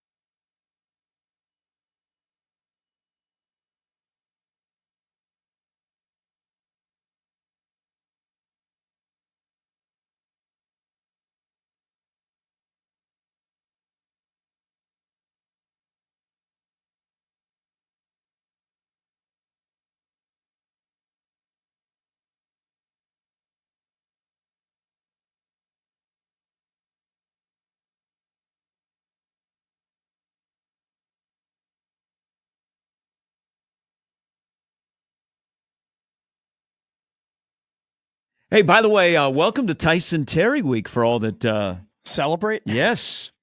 He is chasing perfection. The heavyweight at Omaha North, the state wrestling tournament, boys and girls, begins tomorrow or Wednesday. The girls go first. Of course, Saturday is the banger of the day. It's one of the best things, if not the best thing, that the NSA puts on. But Tyson Terry going to try and become the 6th all-time with 0 losses. The Beast is after his 4th straight state title. Lordson from Bennington as well. Tyson is 166-0. Jeez. And I'm glad that this is it for wrestling for him. So if he wins on Saturday, he'll leave his shoes in the middle of the mat, and that will be the end of an incredible wrestling career for Tyson Terry. There are no plans for him to wrestle at Nebraska. And after what happened with Nash Hutmacher going from football to wrestling back to football, that's a smart move for Tyson. He also probably will have to have that knee, have a little rest on that knee that knocked him out of the last couple of games of the football season. But good for him, man. He is a beast on the mat, and I think he's not getting enough love as a future man on that defensive line when he gets all fixed and everything. Remember, he's an older guy. He's 9. Is he gonna be 19? I think he's 19 right now. Was he on your Super 6? Was he a sleeper for your Super 6 that you had on there? I remember when we were talking No. about him, you brought him up. I brought him up. He was not a sleeper. I think Malcolm Simpson, who also plays the same position. I'm looking here Thank at you, Jim. Girls State Wrestling starts tomorrow. And then boys state wrestling here. I'm looking at the championship schedule begins on Thursday. Yeah. So, I know Nash didn't get invited to the combine, but he'll be fine. Yeah. He didn't get invited to the combine because there are so many defensive linemen who are going to get drafted in this class. If this was last year and it was a little bit weaker in that position, he would have gotten invited. He still has a ton of tape. There's a lot on that right Oh, now. yeah. I just wish fine. I know he wanted to wrestle. I'm glad that Tyson Terry has really no desire to wrestle, because I think what you do with your body to go from football to wrestling back to football, that really, it slowed Nash. I mean, I think he had a good last year. I think he could have been better. I agree. But it's just the things you have to do with your body. And so I'm glad that Tyson is pretty much set on, this is it for wrestling. I've had an incredible career, and now I'm just going to play football. Nash still had his moments, and he's got this, like, when he was a 0 technique, he had this like swim move, not even a swim move, but something that he would do with his hands. It was like a wrestling move. Like it was a naturally wrestling, the way he would contort his body, get his hands and rip off of the center, which was an advantage for him being a wrestler. But I agree with you in the fact that, man, like cutting all the way down to 285 and then having to go back and then like go down drastically, then go back up, and like the amount of rehydrating and dehydrating and eating and not eating and just like not getting the right nutrition consistently, for sure didn't allow him to take the step up we were hoping he took. He still was good, but he just didn't elevate to that next level. And I agree with you in the fact that might have been a factor in why that went that way. So the end of last week, the Aramark deal for concessions at Memorial Stadium was finalized. Nebraska is going to start acting like a Fortune 500 company. You're going to have to pay the freight. They're making money. It's Nebraska athletics has to go from being mom and pop to being a Fortune 500 company. And that's one of the things when you have a concessionaire who does it and gives you a little, coin. But the discussion, I know we've talked about it, is about Val's. Their contract is up in June. If Val's is out of Memorial Stadium, I'm out. Now listen to me here. Listen to me. You're scaring me. Whoa. You're scaring me. I'm listening. I will be sick to my stomach. If Val's is out of Memorial Stadium, is Valentino's done? Great question. Because here's the thing. Maybe we should bring on corporate. We need an expert guest, a pizza guy. Listen, the one thing Valentino's had going forward is they're in Memorial Stadium. People look forward to it. You might eat it and you don't like it, but it's nostalgia. So you got to have it because it's at Memorial Stadium. But there's no other time outside of Memorial Stadium you go to a Valentino's. Okay, so there's the nostalgia part of it is it's in the stadium and it's a thing to do if I'm a Nebraska fan. But the one thing Valentino's to me always had that was different from everybody else is they had the buffets. Okay, the buffets were different. The buffets were bangers. The salad bar, the pizza, the dessert, all of that stuff. Like Valentino's did it better than anybody else. And then all of a sudden, Pizza Ranch showed up in the state, and you were like, whoa, whoa, whoa. Whoa, whoa. And then what happened I like Pizza Ranch. is good. what are we down to? Just a few Valentino's buffets throughout the state? We don't have any here in Omaha. Right. I haven't been to I didn't know that Valentino's, because you got to remember, here, came not too long ago. I didn't know that Valentino's had buffets. Like that's a good point. I've only ever known That's all I ever knew. Valentino's as a non-buffet. Yeah. Honestly, I haven't even walked into a Valentino's actually, because the Valentino's that I went to was in the Student Union in Nebraska, which does very well. And if they were to lose out there too, they would for sure be done. So but they were they were unique. They had a brand. They were attached to Nebraska. But then look at in this town especially. This is a really good pizza town, and it's local pizza. Local pizza. You're not going. Let's see here. Hey, Daryl. What would you rather do? Would you rather go to Pizza Hut or Pisons today? Okay, we got enough local places here. Local pizza in Omaha is banging. Yeah. But I think if you're Valentino's, you're afraid. So you're very afraid, petrified. because if you're out of the stadium, you're done. You don't have anything special. You blend into everything else. And I think you struggle in Lincoln and Omaha because there's so many really good local places. So I can see why they're bringing it up to try and get some groundswell of, oh my God, Valentino's might be out of Memorial Stadium. They just don't. That's their only unique thing they have going for them right now. I don't think Valentino's has leverage either in this negotiation, because the fact of the matter is this: Aramark can play ball with Valentino's, and if they don't like the price that Valentino's wants, they can easily go, well, look, people are going to eat pizza at football games. People are going to have their pizza. We'll just go and find someone else who would love. And there is I know this for a fact. There is a local pizza that would line up to get in a face-to-face with Aramark if that food group was open. So they're willing to pay. And Aramark Aramark has all the leverage, because they know what you're saying. They're like, you don't really have those big restaurants. People really aren't going to, oh, hey, honey, where do you want to go to eat tonight? Not a lot of people are saying, oh, I want to go to Valentino's, right? Now they still have their lunch specials are actually really, really good. And I had it last week thanks to you. Sure. But yeah, they don't have the buffets. Bring back the buffets. But I think another thing, though, COVID's gone. COVID's over. You got to look at the other. You got to look at the other side of the bracket here. Like Runza has a lot of leverage, because you can't take Runza out of Memorial Stadium. So if Aramark were to negotiate with Runza would be like, guys, like we're Nebraska. Like, people associate Runza with Nebraska. When people are asked what's something different in Nebraska that people may not know about, it's literally our German, strudels, whatever the hell you want to call them. They're hand warmers. Nebraska hand warmers. I don't think they're a strudel. Yeah. What are I don't, guys? They're pockets of love. They're fine. They're good. I prefer a burger from Runza. I mean, the burgers are good, and the fries. Yeah, the burgers don't get enough love. You guys are right. The burgers are better. Damn. All right, hot take. Burgers are better than any Runza. I don't care. Okay. That's a good take. I love burgers. That should be a good time to announce that I won't be here on Wednesday, but the people from Runza will actually be in studio. I am excited. I'm saying that I'm so pumped. The Runza burger is better than any just Runza. I love Runza as an establishment, corporation, place to eat. I just like the burgers. I thought of you when that email went out. I was like, bam. Hey, did you see a reverse Forrest Gump over here? Was not a Instead reverse. of running forward, he's like, no. Back up. I did not back up. Sorry. I did not back up. I apologize to our Runza overlords. You got over. No, you misinterpreted what I said. I said burgers at Runza I would have over any actual Runza. My God, I would wear the dragon costume. Please forgive me, Mr. Stand down, Runza. Governor Larson. You pay me enough. Please forgive me, Mr. Runza. I promise that I will stop taking advantage of your Temperature Tuesdays in January, that I will go to your place other times of the year so I pay the full rate. Please forgive me, Papa Runza. You ever have the mushroom Swiss Runza burger?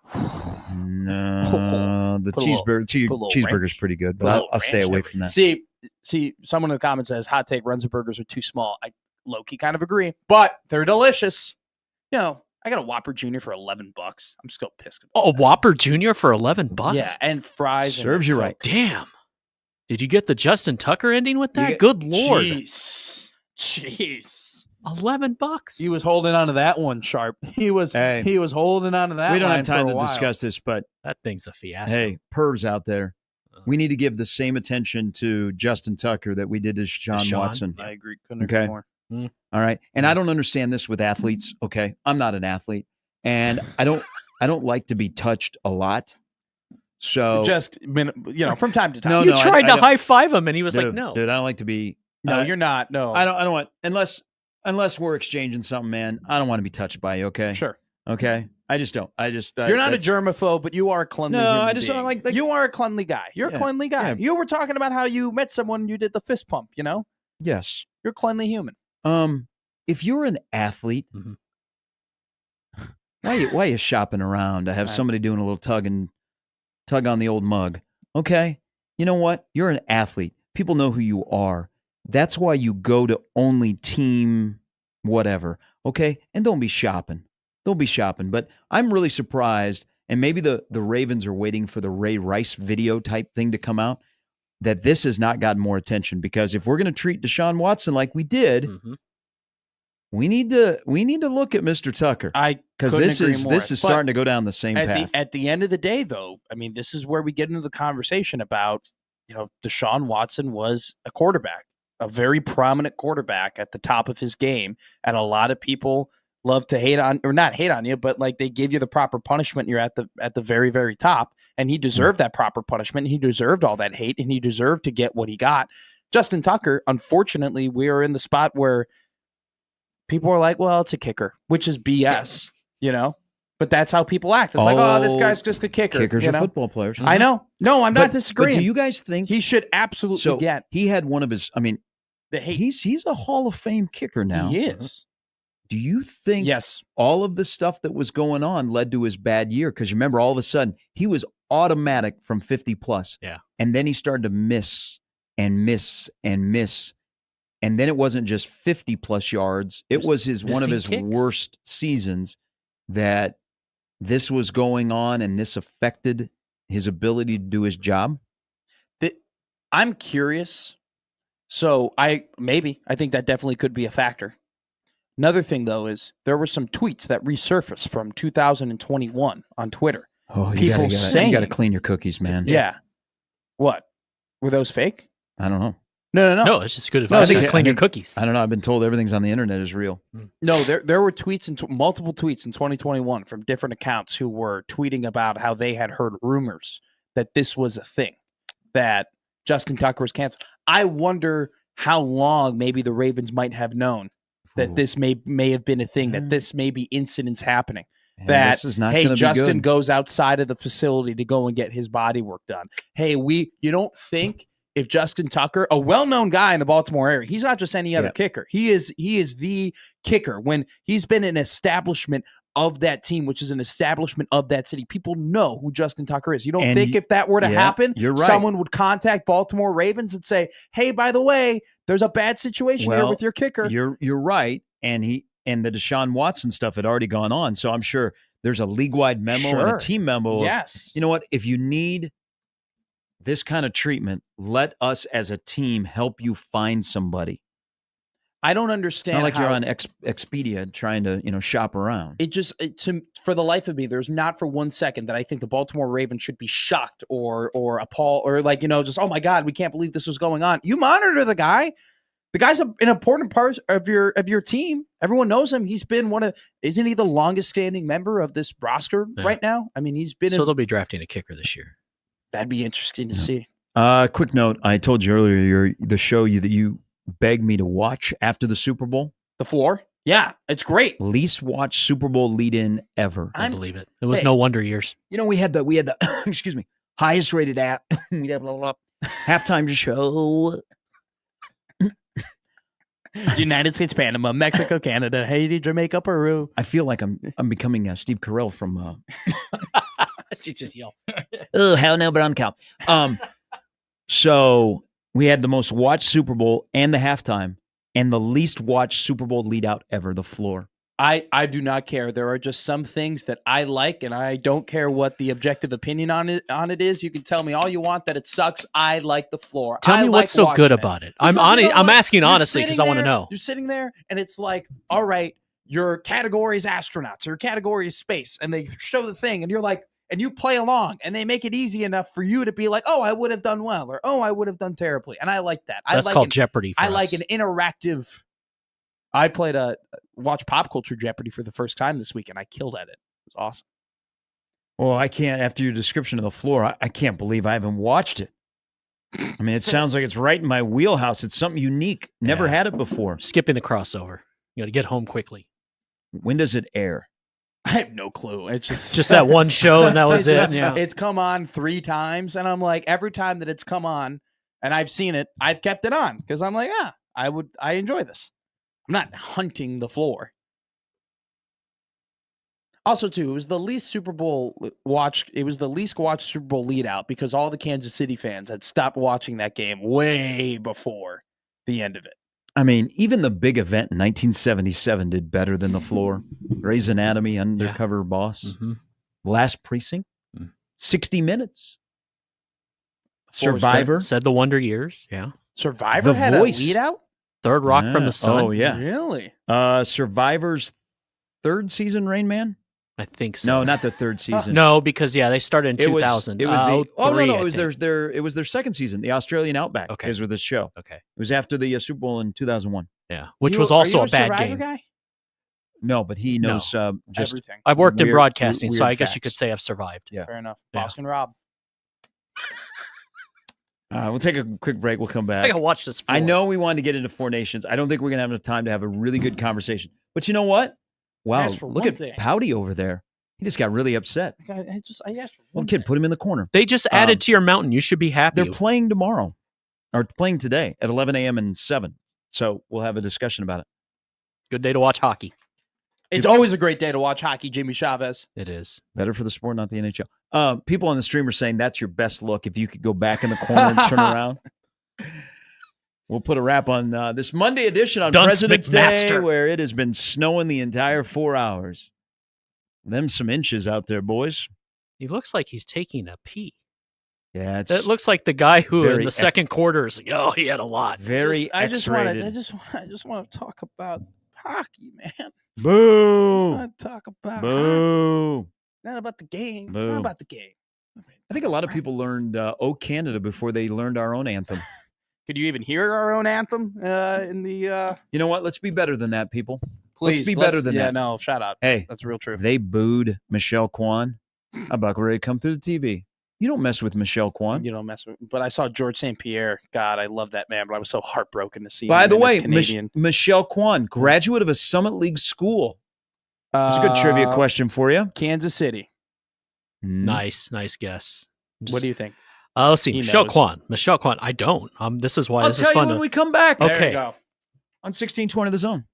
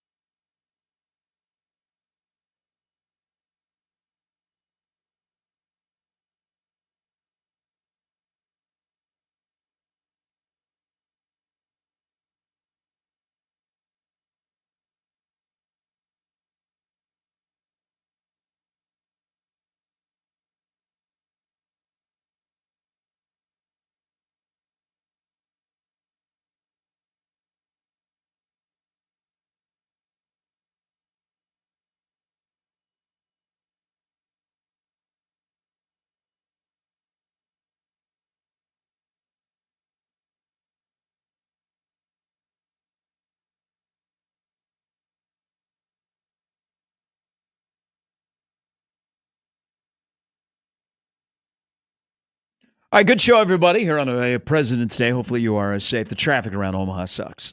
Okay, it's just not manageable today. I still haven't seen a plow. Like, what are we doing, guys? There was a plow while you were out a little bit ago. It added to your mountain. He was working for you. I got to go and reestablish Mount McMaster. You do, because I can't see your flag. I have to recolonize. I do. I colonized. Did your Mount coworkers Happer. take the flag away? That's what I wonder. You think somebody like the landlord, it looks like, has been out here plowing the driveway, or not the driveway, the parking lot? Oh, I never reparked the car. Oh, trust me. Oh, they you know. have? You haven't? Oh. Yeah, I'm okay. gonna leave this office immediately. Well, good luck. Good. Oof. Not everybody could park sideways. I guessed it happens, guys. It was There was snowing the lightly. snow The that car that Now- was there was now parked I understand. normal. It's Yeah. yeah. I see what you're doing. Joey parked normal. I- Everybody was good. Yeah. How do we know that Joey parked normal? 'Cause Are we I- sure I that saw Joey him parked park. normal? Hey, Are we Joey always parks normal. Always. Yeah. Joey's Always destiny is to run this place, and it's going to happen one day. Well, he's a Packers fan, so I don't care what he does.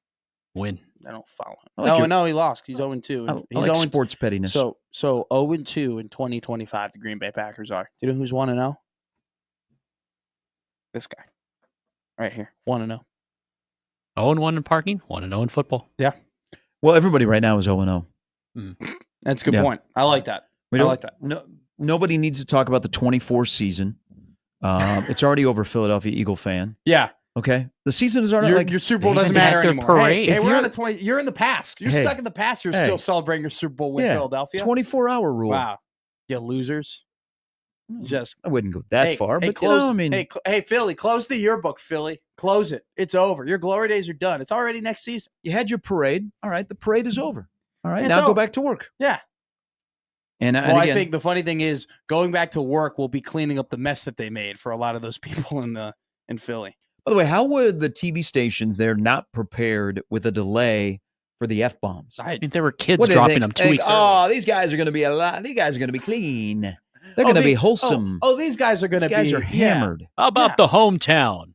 Jolly good.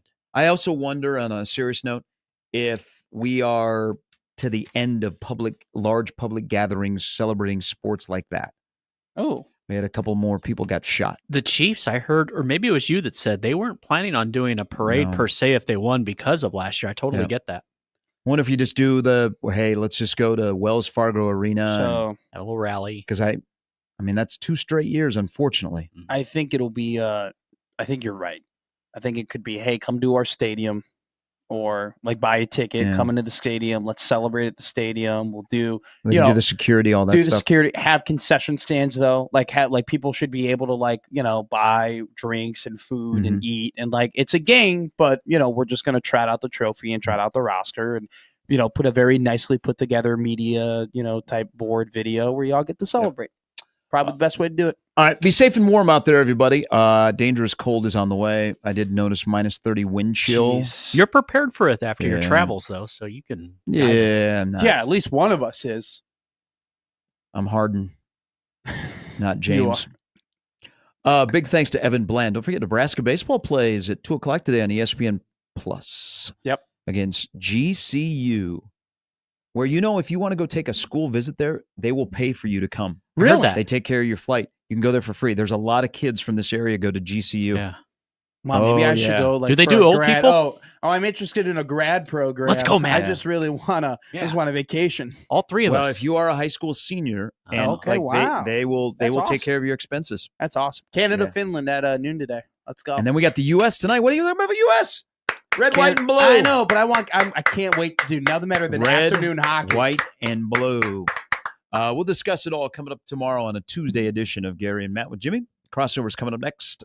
See you in 20.